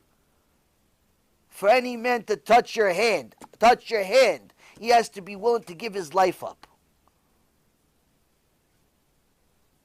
That's what you have to understand. You don't appreciate yourself at all. You treat yourself worse than a prostitute by giving yourself up for free. That's the reality. And now you don't even have to just allow him to touch you. Allow him to look at you, and you're showing him all your goods. You're walking around half naked. Everybody can see. Just enjoy the looks for free. Are you worse than a stripper? You're worse than a dancer? You're worse than these filthy people in Hollywood? They charge $20 million for you to look at them. How come you're for free? You want to look at me? You got to marry me. That should be a policy of every single woman. Value yourself as priceless because you are. You are Kadosh Baruch Hu's daughter. No one other than your husband that has committed his life is allowed to touch you or even see you in an immodest way. No one. Your husband, no problem. Allowed. Enjoy. Why? He's sacrificing for it. He's committing to it. No problem. And even if he starts messing around, starts fooling your eyes, not allowed also. He has to meet the contract. He signed a contract. It's called Ketubah. He doesn't meet the contract. He also doesn't get to look and see. Why? You're about Israel. You're priceless is not enough. Treat yourself as such. Then you'll be as such. You'll be treated in Shamayim as such. But if you treat yourself worse than a prostitute, worse than a zonah, then that's what the Torah describes a girl that's immodest, by the way. That's what the Torah describes a girl that's promiscuous before marriage as a zonah. That's what it calls her. Zonah also means prostitute. Why? Why treat yourself like that? For what? What do they do to earn your whole life? For what? And that's what you have to explain to this young girl. She just doesn't value herself. She never thought about it because she got the wrong perspective from maybe her parents, maybe the school, maybe the environment. She never saw herself. She thought that to be a strong woman, you need to be, a promiscuous woman, a woman that's everywhere, a woman that's, socialite, they call it. It's the opposite. The most valuable, precious women in the world are the most reserved. Sarai Imenu did not walk around with a miniskirt. Sarai Imenu did not allow Avraham to touch her before marriage. That's who you want to be like. And you can. Even if you messed up before, you could start now. You didn't know till today? Start today. You can become Sarai Imenu today. One decision, that's it. All the immodest clothes, burned, garbage. Don't sell them. Don't give them to anybody. Just because you're not making a sin doesn't mean that other people should make sins. You're not allowed to make sins. They're not allowed to make sins. All the immodest clothes, burned, ripped, garbage, right away. Like you're destroying Avodah Zarah. I know a woman that when she took on modesty, she took all of our clothes and she burned them right on Purim. Why? Purim, there's a special mitzvah to destroy Amalek. She says, this is my Amalek. I said, you're 100% right. Rav Ephraim said, you're 100% right. You're fulfilling the mitzvah of destroying Amalek by destroying the immodest clothes. We're talking about tens of thousands worth of clothes. Heels from here to Jamaica, clothes, that all types of things. Tens of thousands worth of dollars. Destroyed Amalek. Baruch Hashem, she got blessed fortune. Kadosh Baruch Hu pays cash. When a woman takes on modesty, she is, in essence, taking on herself not just modesty, majesty. Why? You're a princess now. But when you walk around like a Shem Yirachem, your whole body showing to the world. Everybody doesn't need any imagination anymore. You're not a majesty. Opposite. You're worse than a servant. Why do that to yourself? For what? Why are you punishing yourself? The more you value yourself the right way, the more they will value you not only in this world but also in the next world. The less you value yourself, the less people will value you. She has the wrong mentality. She never heard this probably in her life. But if she did once, maybe twice, maybe a few more times, I promise you that little by little, she will start looking at things from a different perspective. The other aspect of it is also knowing that there is a consequence for our actions, meaning there's a punishment for sins. Hashem says immodesty and immorality, promiscuity is punished, and the punishment is very, very heavy. The average Jew today does not know about punishment. She needs to know about it. So there's different short clips you could send her that I talk about punishment, or there's a shiur about Gehenom that I have. Whatever you want to send her, you have to use your own judgment as far as what her reaction is. If you see that she's into it, you keep sending her more clips. She's more into it, send her longer shiurim. But don't overthink about, oh, this is too strong, this is not too strong. Whatever you see, send. Don't do too much calculation, but start sending on a regular basis to brainwash her literally of the filth that's in her mind.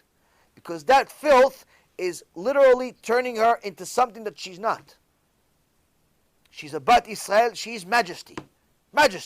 But she's treating herself like a servant. She just doesn't know it. Because all the other people are treating themselves like a servant. So she thinks that she's fitting in. Opposite. She's supposed to be above. And if a woman did that, she can get to Ruach HaKodesh. If you just understood what her value is. Next question. Howard. If you make a certain amount of shidduchim, do you go straight to Gan Eden? Because I've heard this in my school, but I don't know. Like, what does that mean? Wait, you help other people get married? Yeah.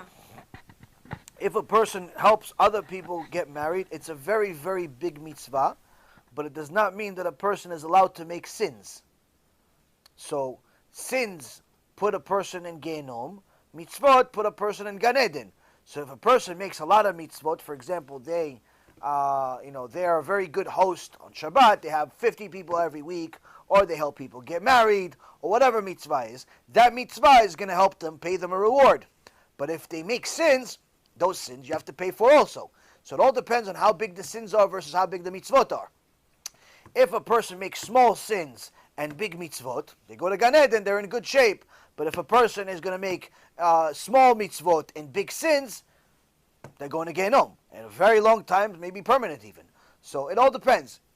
Helping people get married is a very, very big mitzvah. It's fantastic.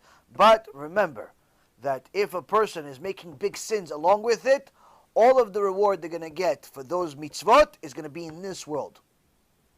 It's going to be in this world. It's not going to be in the next world. Why? Because if they're making big sins, for example, they violate Shabbat. They don't keep Shabbat. They could be the number one shadchan in the world. Every week, 5, 10 people are getting married just because of them.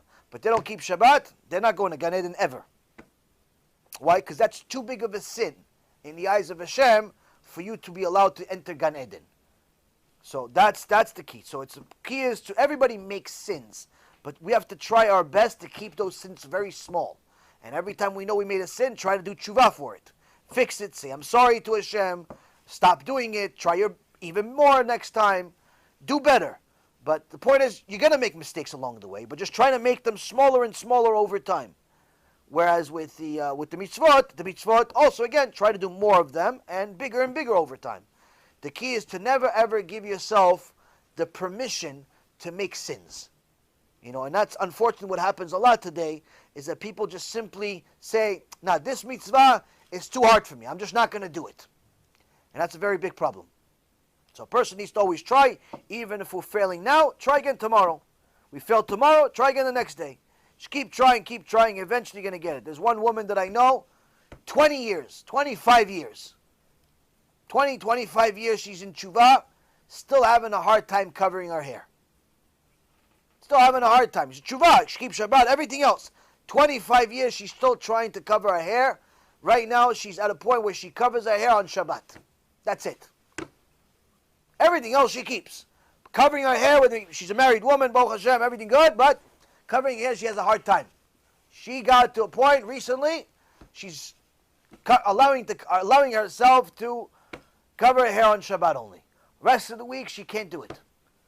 Now, even though she's doing a lot of mitzvot, even though she's a wonderful, wonderful woman, if she does not fix it, and start covering hair the rest of the week, she has a very serious problem in Shamayim.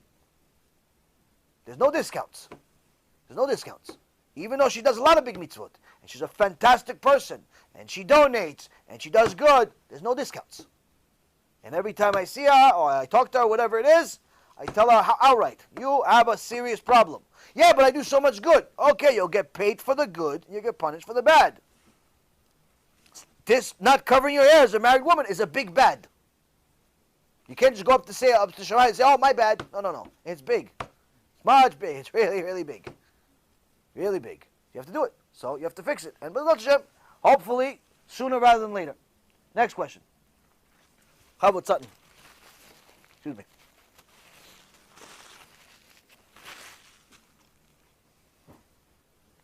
Yeah.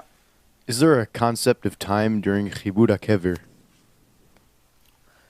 Time, even the physicists have discovered that time depends on matter, meaning it depends on physicality. Where there's no physicality, where there's no material, there's no time. There cannot be an aspect of time, because time is dependent on something physical. So in the spiritual world, whether it be Chibut HaKever, Gehenom, Gan Eden, or even in your dreams, there's no concept of time. And that's actually one of the ways that Hashem allowed us to understand the concept of time, or timelessness, which is you can have a dream where that dream feels like 1,000 years. Sometimes people have these dreams, and many times they're not good dreams, where they feel like they're being tortured. They're in a desert somewhere, or they're being beat up for hundreds of years. And they wake up eventually, sweating bullets, and they feel like they've been gone out of this world for 1,000 years, and they look at the clock, 5 minutes have passed. How is that possible? They remember 1,000 years worth of information. But they have 5 minutes have passed in this world. Why? Because in this world, 5 minutes have passed. In the spiritual world, in the dream world, there's no time. So, but of course, Hashem does keep a clock, if you will, for a person's sentence. Meaning that if a person is decreed, let's say, 50 years or 500 years or whatever it is to in punishment, then that's in essence what it is. But in that time, it's a very famous story by the Baal Shem Tov. The Baal Shem Tov once went into the woods, and he saw an enormous toad, huge, like a turtle, but huge, enormous. And he saw this toad. Looked at it, and he had Ruach HaKodesh, and he started speaking to the toad, because he knew there's a neshama inside there. And he said, "Who are you?" He says, "I am being punished. I'm being punished for 500 years already.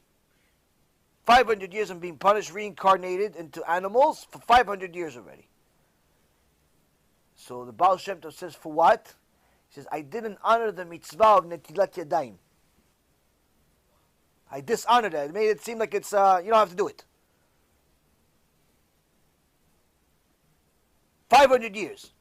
He's being reincarnated. Now, we're not talking about he just didn't wash his hands one time. That's why he's getting 500 years worth of punishment. We're talking about somebody just takes a mitzvah and says, this one I'm not doing.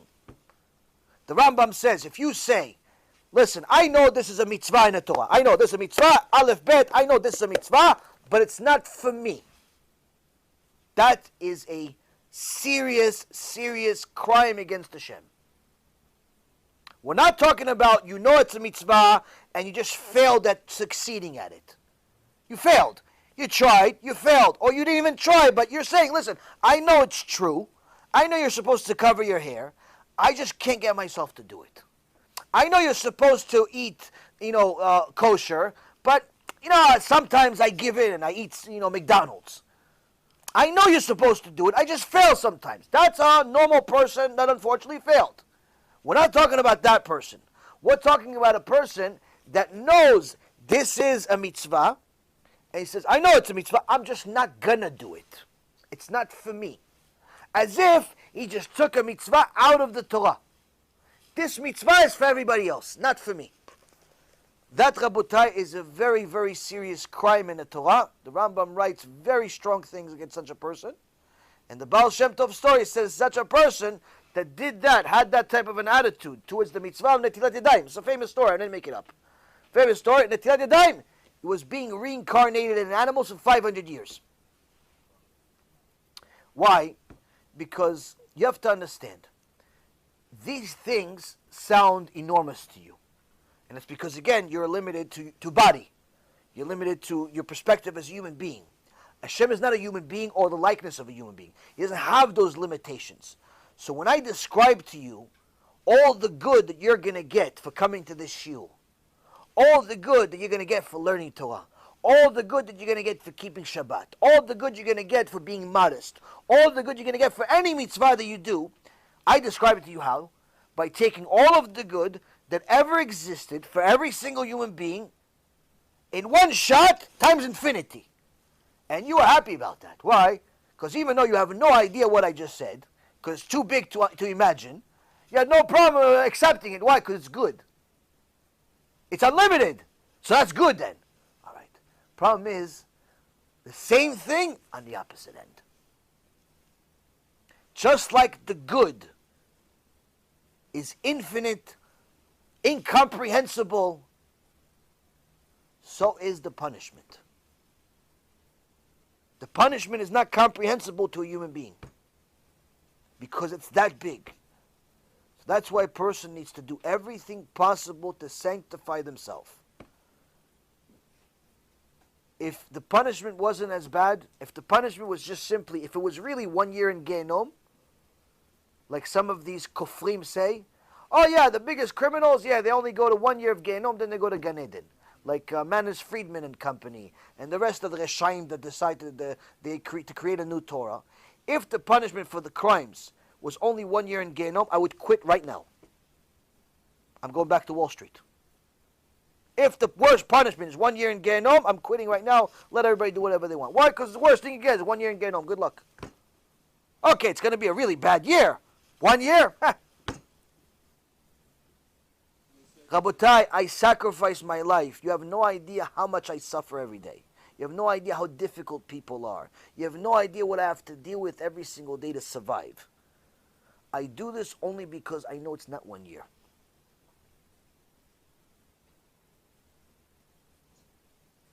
That's it. That's the reason I do. I do because I know it's not 1 year. The punishment is not 1 year. And I know that if I don't do it, no one else is going to do it. Because no one else is doing it. The exception of Rabbi Mizrahi, that's it, finished.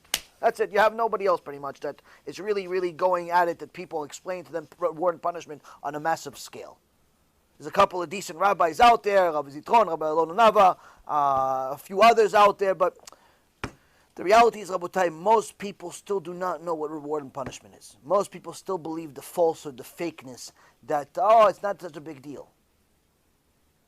I know it's a big deal. It's a really big deal. And the truth is that if you look at all of the Sfarim, you look at all the books, what they say, it's even worse than I explained. So the point being is that a person needs to do everything possible to sanctify themselves, to get themselves to a place of holiness, and have to try hard. And yes, you're going to fail, and you're going to mess up, but get yourself back up and try even harder. Just like you would try harder in everything else in life, try harder with this. And get other people to do it. Because again, if you don't help the people in the world, you're going to be a miserable, happy person. Why? Because you're going to get, let's say, all the rewards for your good, but you're going to see that none of your friends, none of your loved ones, none of your own nation has gotten it. What do you want to be in Gan Eden by yourself? Sounds more like Gehenom. Why would you want to be by yourself? You want your father to be there? Don't you want your mother to be there? Don't you want your sister, your brother, your cousin, your aunt, another Jew? Even the Goyim. Why don't you don't want them to be? You want all of them to die and suffer? Why? They're Hashem's creation also. If a person understood what the punishment is, immediately, number one on priority list is to help Klal Yisrael, to help the world do tshuva. Number one, more important than anything else. They continue making money, they continue working, they continue doing everything they do. But everything that they're doing always has somehow connected to Kiruv, connected to helping people get closer to Hashem. Because they know that people do not know that they're eating and drinking poison every day. They're ruining their life in this world, they're ruining their life in the next world. So it's the punishment is dear, but most people simply don't know it. When you know it, you understand that you have to do something about it. Next question. In the back, last one. Howard, give him the mic if you don't mind. One, two more questions and we'll go. Could Rav, this Mr.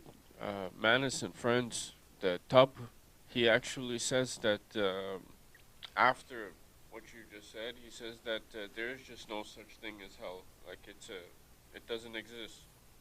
No, I understand. I understand what he says, and I have had a lot of people, not as popular as Manis and company, but other people say the same thing, and the simple answer is that if they do not want to accept the sources that we've provided them, that show in the Gemara, show in the Zohar, show in the Chumash, show all over the Torah, that they're wrong, that there is a very serious punishment. If they don't want to accept it, then there's simply only one option left to prove it to them. And that's that they're going to get to see it firsthand, very soon. Hashem is going to show them Gehenom. They have a personal visit there, and they're going to get so familiar with it that they'll become experts. It's the only way to help such people, is by simply showing them that they were wrong. But that's it. You cannot help somebody that doesn't want to learn. You cannot help somebody that has such a big ego, they're not willing to learn.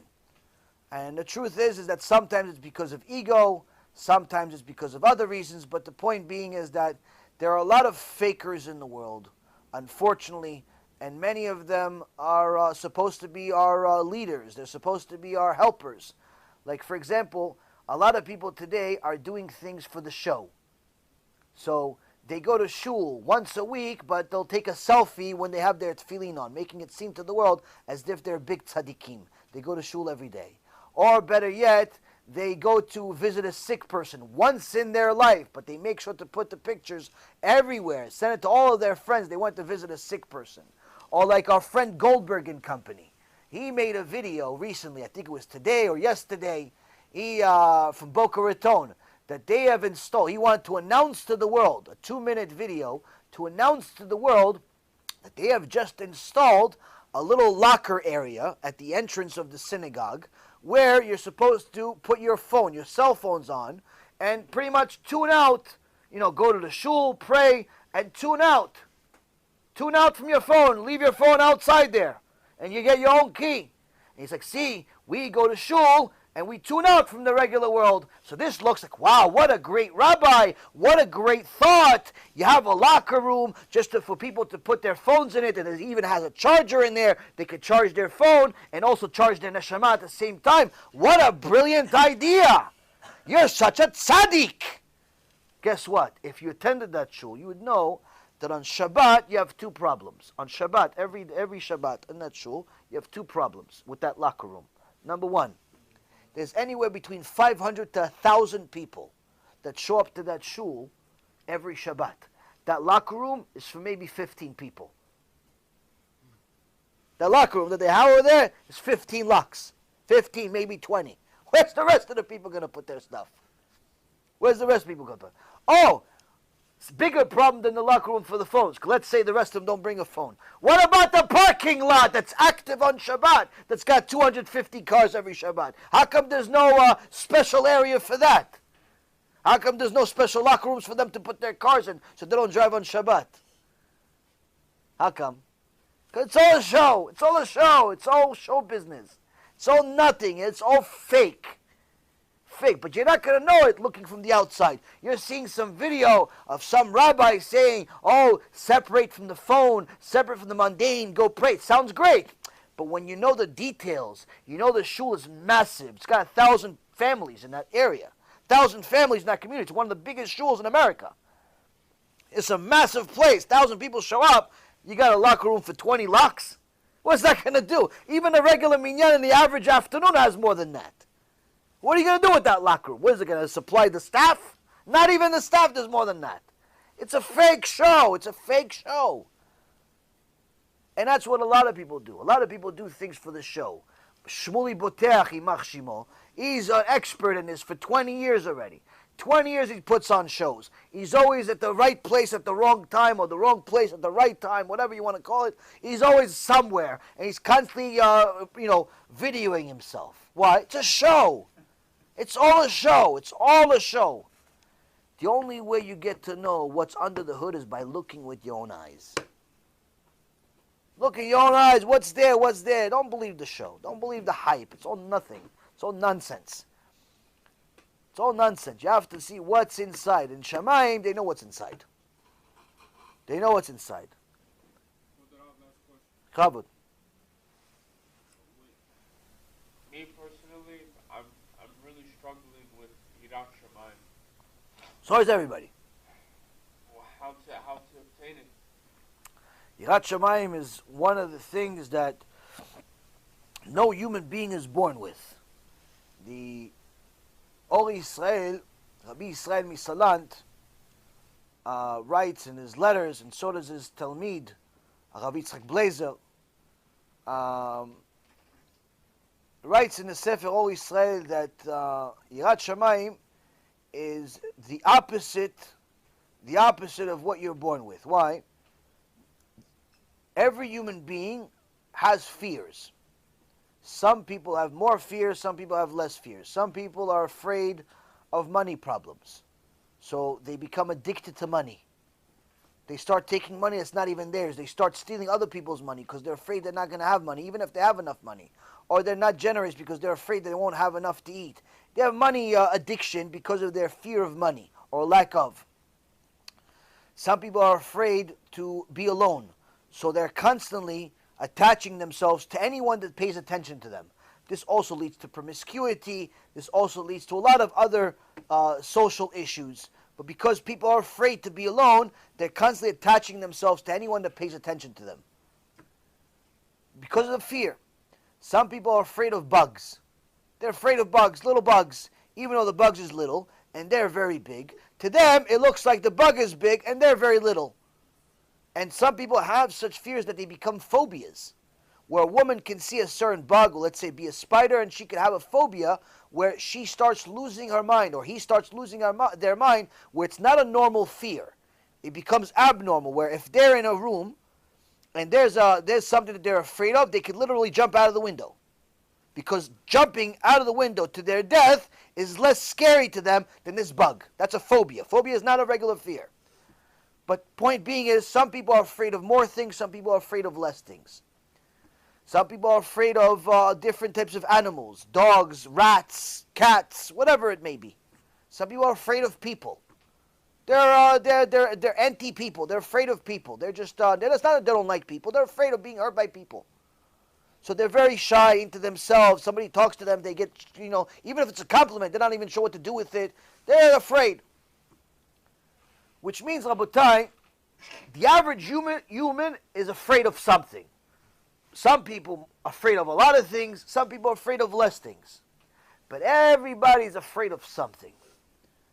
But every human being, standard status, is not afraid of God. In reality, not afraid of God. Even if he says, I'm afraid of God, he's not afraid of God. Why? Because to be afraid of God is not something that you acquire naturally. It's not something that you are born with. Because if you were born with it, or you were able to acquire it naturally, just simply, then it would remove your free choice. Because what does fear of Hashem mean? Fear of Hashem means you understand 100% with a reality. Just like I'm in front of you, that you know that that's real, that I'm in front of you, that you're hearing my voice, just like that's real to you. The reality of punishment and the reality that Hashem is watching you is also real, 100%. There's no any type of separation. That's Yirat Shamayim. So to have that doesn't come naturally. Why? Because if you had it naturally, you simply would have no free choice. You'd never sin. You'd never sin. So how do we know that we have no Yirat Shamayim naturally? Because we all sin. We sin. We do all types of things that are against Hashem. So Rabbi Israel Misalant says, Yirat Shamayim, all of the other fears that you have bugs, cats, dogs, rats, money, women, boys, whatever it is, all of those things come to you naturally. Yirat Shamayim doesn't come to you naturally. Yirat Shamayim, fear of Hashem, is the only fear you have to acquire. How do you acquire it? By an enormous amount of learning Torah, meditating over it, actually applying it, and little by little feeling the Torah, feeling the fear. Yirat Shamayim, fear of Hashem, is not just something, oh, I believe that there's Gehenom, therefore I'm afraid. No, Babkis. That's a part of Yirat Shamayim. You can have an understanding that there is punishment, but still not be afraid, or not afraid enough. How do you get to a point of being afraid enough? This is toil of learning and doing what Hashem says over a period of time. It's not something you acquire off of one shiur. It's not something that you acquire over one book. It's not something you acquire after 1 year. It's something you have to work on day in, day out, over an extended period of time. And guess what? Even after you acquire it, let's say it took you 2, 3, 5, 10 years, you could lose it in 5 minutes. Why? A moment of weakness that you give into. A moment of weakness that you give into. Yetzer Hara comes to you as the most beautiful woman in the world. And you say, just one time. Just one time. Yetzer Hara comes to you in the form of $1 billion that's not yours. No one's going to know. Except Hashem, though. Just one time. If Hashem didn't want it, He wouldn't send it to me. You give yourself all the excuses. One time. You have to Shemayim, garbage. Delete it. Start all over again. Yirat Shamayim, Rabotai, that's the purpose of man.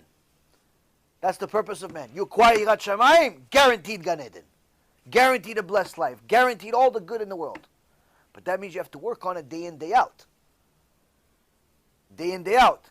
When you work on it day in, day out, you get extra bonuses. You know what you get? You fall in love with Hashem.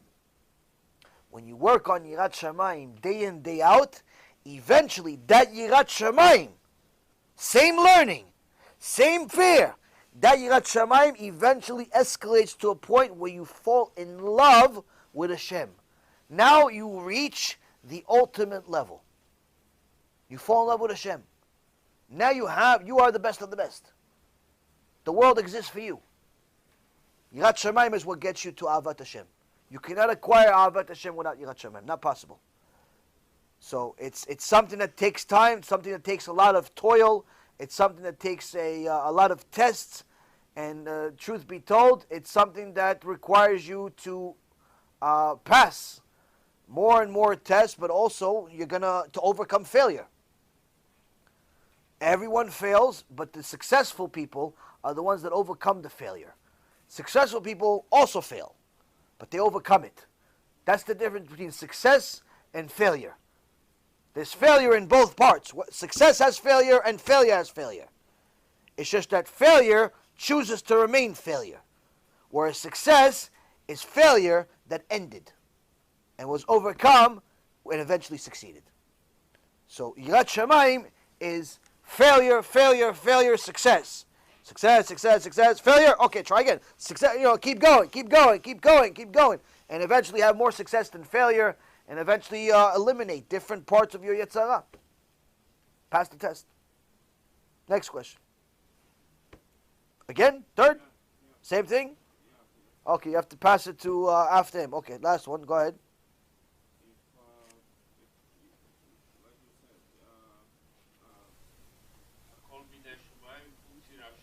Yeah. But if you pray to Hashem and you ask Him and you say, Hashem, I'm lacking Yirat Shamayim. Right. Help me with Yirat Shamayim. Can He create circumstances that will help you to... Yes, He will help you. He will help you acquire Yirat Shamayim as far as He'll give you opportunities. He'll give you tests to overcome. If you don't overcome them, then obviously you don't want the Yirat Shamayim enough. If you overcome them, then you'll acquire Yirat Shamayim. How does a person acquire success? By overcoming failure. How does a person, let's say for example, become more muscular? If somebody wants to become more muscular, how does it happen? By lifting more weights. If you the more muscular you want to become, the more weights you have to lift. You cannot become a big beast that can lift 800 pounds if you're going to continuously exercise with 5 pounds. It's not going to work. It's not going to work. You have to, after 5 pounds doesn't feel that it's giving you as much pressure, you have to use 10 pounds. 10 pounds doesn't give you as much pressure, 20 pounds, 30 pounds, so on and so forth. Meaning, the more yirat shamayim that a person has, that means that the more tests they have to overcome to acquire that much. You don't acquire the Rambam's yirat shamayim just because you prayed for it. You acquire the yirat shamayim because you've acquired it. Meaning you've overcome many, many tests to graduate and eventually have that. Meaning you've had all the other levels before it. So that means that a person has to overcome one obstacle after another, one embarrassment after another, one difficulty after another, one thing after another, and it's not an easy, but that's the purpose of life. Yalla, pass the mic to the front, and we'll finish with this question.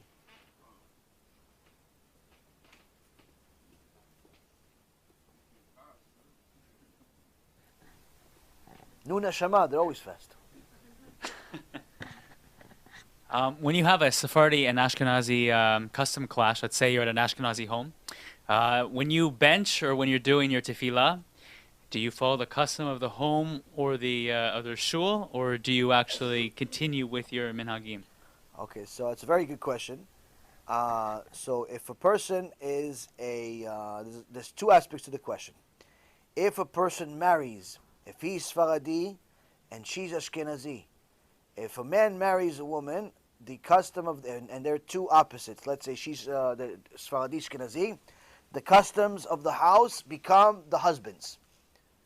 Meaning, if the husband is Sfaradi, even though the wife grew up being Ashkenazi, she now has to keep the customs of her husband. If vice versa, meaning if he's Ashkenazi and she's Sfaradi, she has to start keeping Ashkenazi customs. But that's in marriage. Now, if you are praying at or you're hosted at a place where there are different customs than you, if let's say, for example, you're Sfaradi and you're going to pray at a Ashkenazi shul, you do not pray Ashkenazi customs. You continue praying the Sephardi customs from your Sephardi Siddur, but you try to keep up with the Ashkenazis because the Ashkenazim, generally speaking, they have a shorter Siddur. Their prayers are shorter than ours in many parts of the world. Like in America especially, their mincha is almost half the size of the mincha of the Sfaradim. But you still have to do it. You still have to do it. Now, since they start already at the Shreish Vebetecha, they completely do not do the parts that the Sfaradim do. So what do you do? Because the key of praying with the minyan is to say the Amidah at the same time. So if you start at the beginning of your prayer as Sfaradi, and they're starting already at the right at Amidah almost, at Ashreish Vebetecha, you're never going to catch up. So what do? You start exactly where they are. You start at Ashreish Vebetecha, exactly where they are. You do the Amidah with them. After you finish Amidah, you go back to the beginning, you do the parts that you've missed, and then you go back and you finish. The meaning, you're not going to finish at the same time. But whenever they do Kaddish, you say Amen, and so on. But the point is, or you can complete that beginning prayer at the end. After you finish together with them, which is probably more right to do, you finish with them at the same time, and then you say the beginning part that you've missed after you finished. That you can do also. But you do not pray, if you're Sephardi, you don't pray from an Ashkenazi Siddur, and if you're Ashkenazi, you don't pray from a Sephardi. You don't adapt somebody else's customs just for the day or the week. You're either Ashkenazi or you're Sephardi. But if you are, let's say, invited at somebody's house, and they're doing their benching, the Birkat HaMazon, you do your Birkat HaMazon, they do their Birkat HaMazon. You don't do the same one. That also means that if you're traveling, you should do not depend on everyone having a spare Sephardi Siddur for you or a spare Ashkenazi Siddur for you. You have to come equipped. Don't think that people are going to actually have the extra custom that's not theirs ready for you. So, come with your Siddur wherever you're going. Come with your information, with your stuff everywhere you're going. You have to go with that stuff. So I learned that Rabbi Yosef had a Pesach on that a Sephardi should bench before he has dessert, where the Ashkenazis will have dessert and make that part of the Birkat HaMazon. Yes. So what do you do? Do you say, I'm going to bench first while you continue eating and then join them, or? Yes. It's not as big of a problem as it seems. I've just never seen it. You're a Jew only for one day, so you'll get to see a lot of things. Bezat Hashem.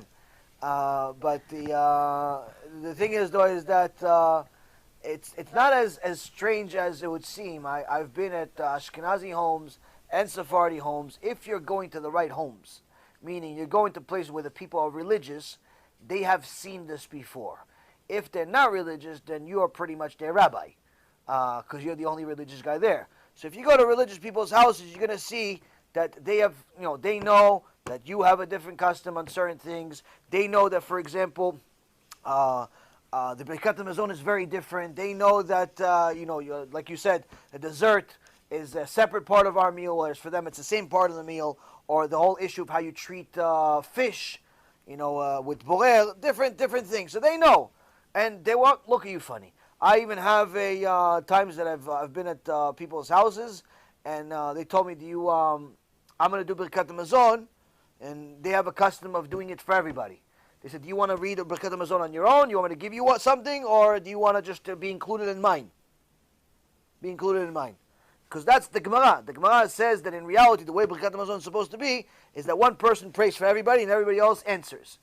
But it's no longer a very common custom anymore, where the Sephardi or Ashkenazi, both usually people pray for themselves. And the reason why, some still pray for everybody, but the reason why is because the Gemara says, Rabbi Yehuda says in the Gemara in Masechet Brachot, that it's the prayer, the guy that's praying for everybody else is supposed to be a person that's very generous. Why? Because in Birkat HaMazon, you're asking for all the blessings. If you're asking for all the blessings just for yourself, then I'm not benefiting out of you praying for me. But if the guy's very generous and he doesn't care that, and he actually wants me to succeed also, meaning when he's asking for the blessings, he's asking for everybody to be blessed. He doesn't have one of these evil eyes where he gets hurt when he sees you build a new house, then it's okay for him to bless. And he said that the generational deterioration of the generations has gotten to the point where it's very hard to find people with a good eye to pray for you. Custom in my house, by the way, just so you know, I do the Birkat HaMazon for my family, and then when we have guests, Baruch Hashem, I don't have that problem having an evil eye, but aside from that, it's the custom in our house. But if I go to your house, and you want to do the Birkat HaMazon, no problem, I'll do my own Birkat HaMazon also. Don't get offended. Why? I know I'm going to be generous to myself. I don't know if you're going to be generous to me like I'm going to be generous to you. So that's the thing. But there's nothing to be offended about. This is everybody is going to connect to HaKadosh Baruch Hu in the same way, but in their own unique way at the same time. It's not a different religion. It's not even a different custom. It's in essence certain things that you can customize, if you will, to yourself, because there is that leeway within the law. But it's not anyone that's religious is not going to be offended by any of that stuff, by your own uniqueness at all. Beseder Bezat Hashem, we'll have Bezat Hashem next week. I'll see you guys again. Anyone that has personal issues, things like that we want to talk privately, we'll talk about it after the camera's off. But aside from that, thank you for learning from me. It ended much better than it started. Ashrechem v'ashrech elkechem. May Hashem bless each and every one of you that's watching it here, that's online, that's actually going to share this lecture to help the world also do tshuva and not leave us as the only ones that are trying to do it. Don't be selfish. Share, donate, go on the website. Do a lot of things that you're supposed to do and not just watch this like a movie. Take action on this. This is a huge opportunity for Klal Yisrael. Before Mashiach comes, Hashem has a lot of mercy on us. He gives us a lot of opportunities, but at some point we run out of time. So take advantage of it. Do as much kiruv as you can. Do as much good as you can to help the world do tshuva. And Be'ezrat Hashem, that will also help you do tshuva as well. Baruch Adonai Le'olam. Amen ve'amen.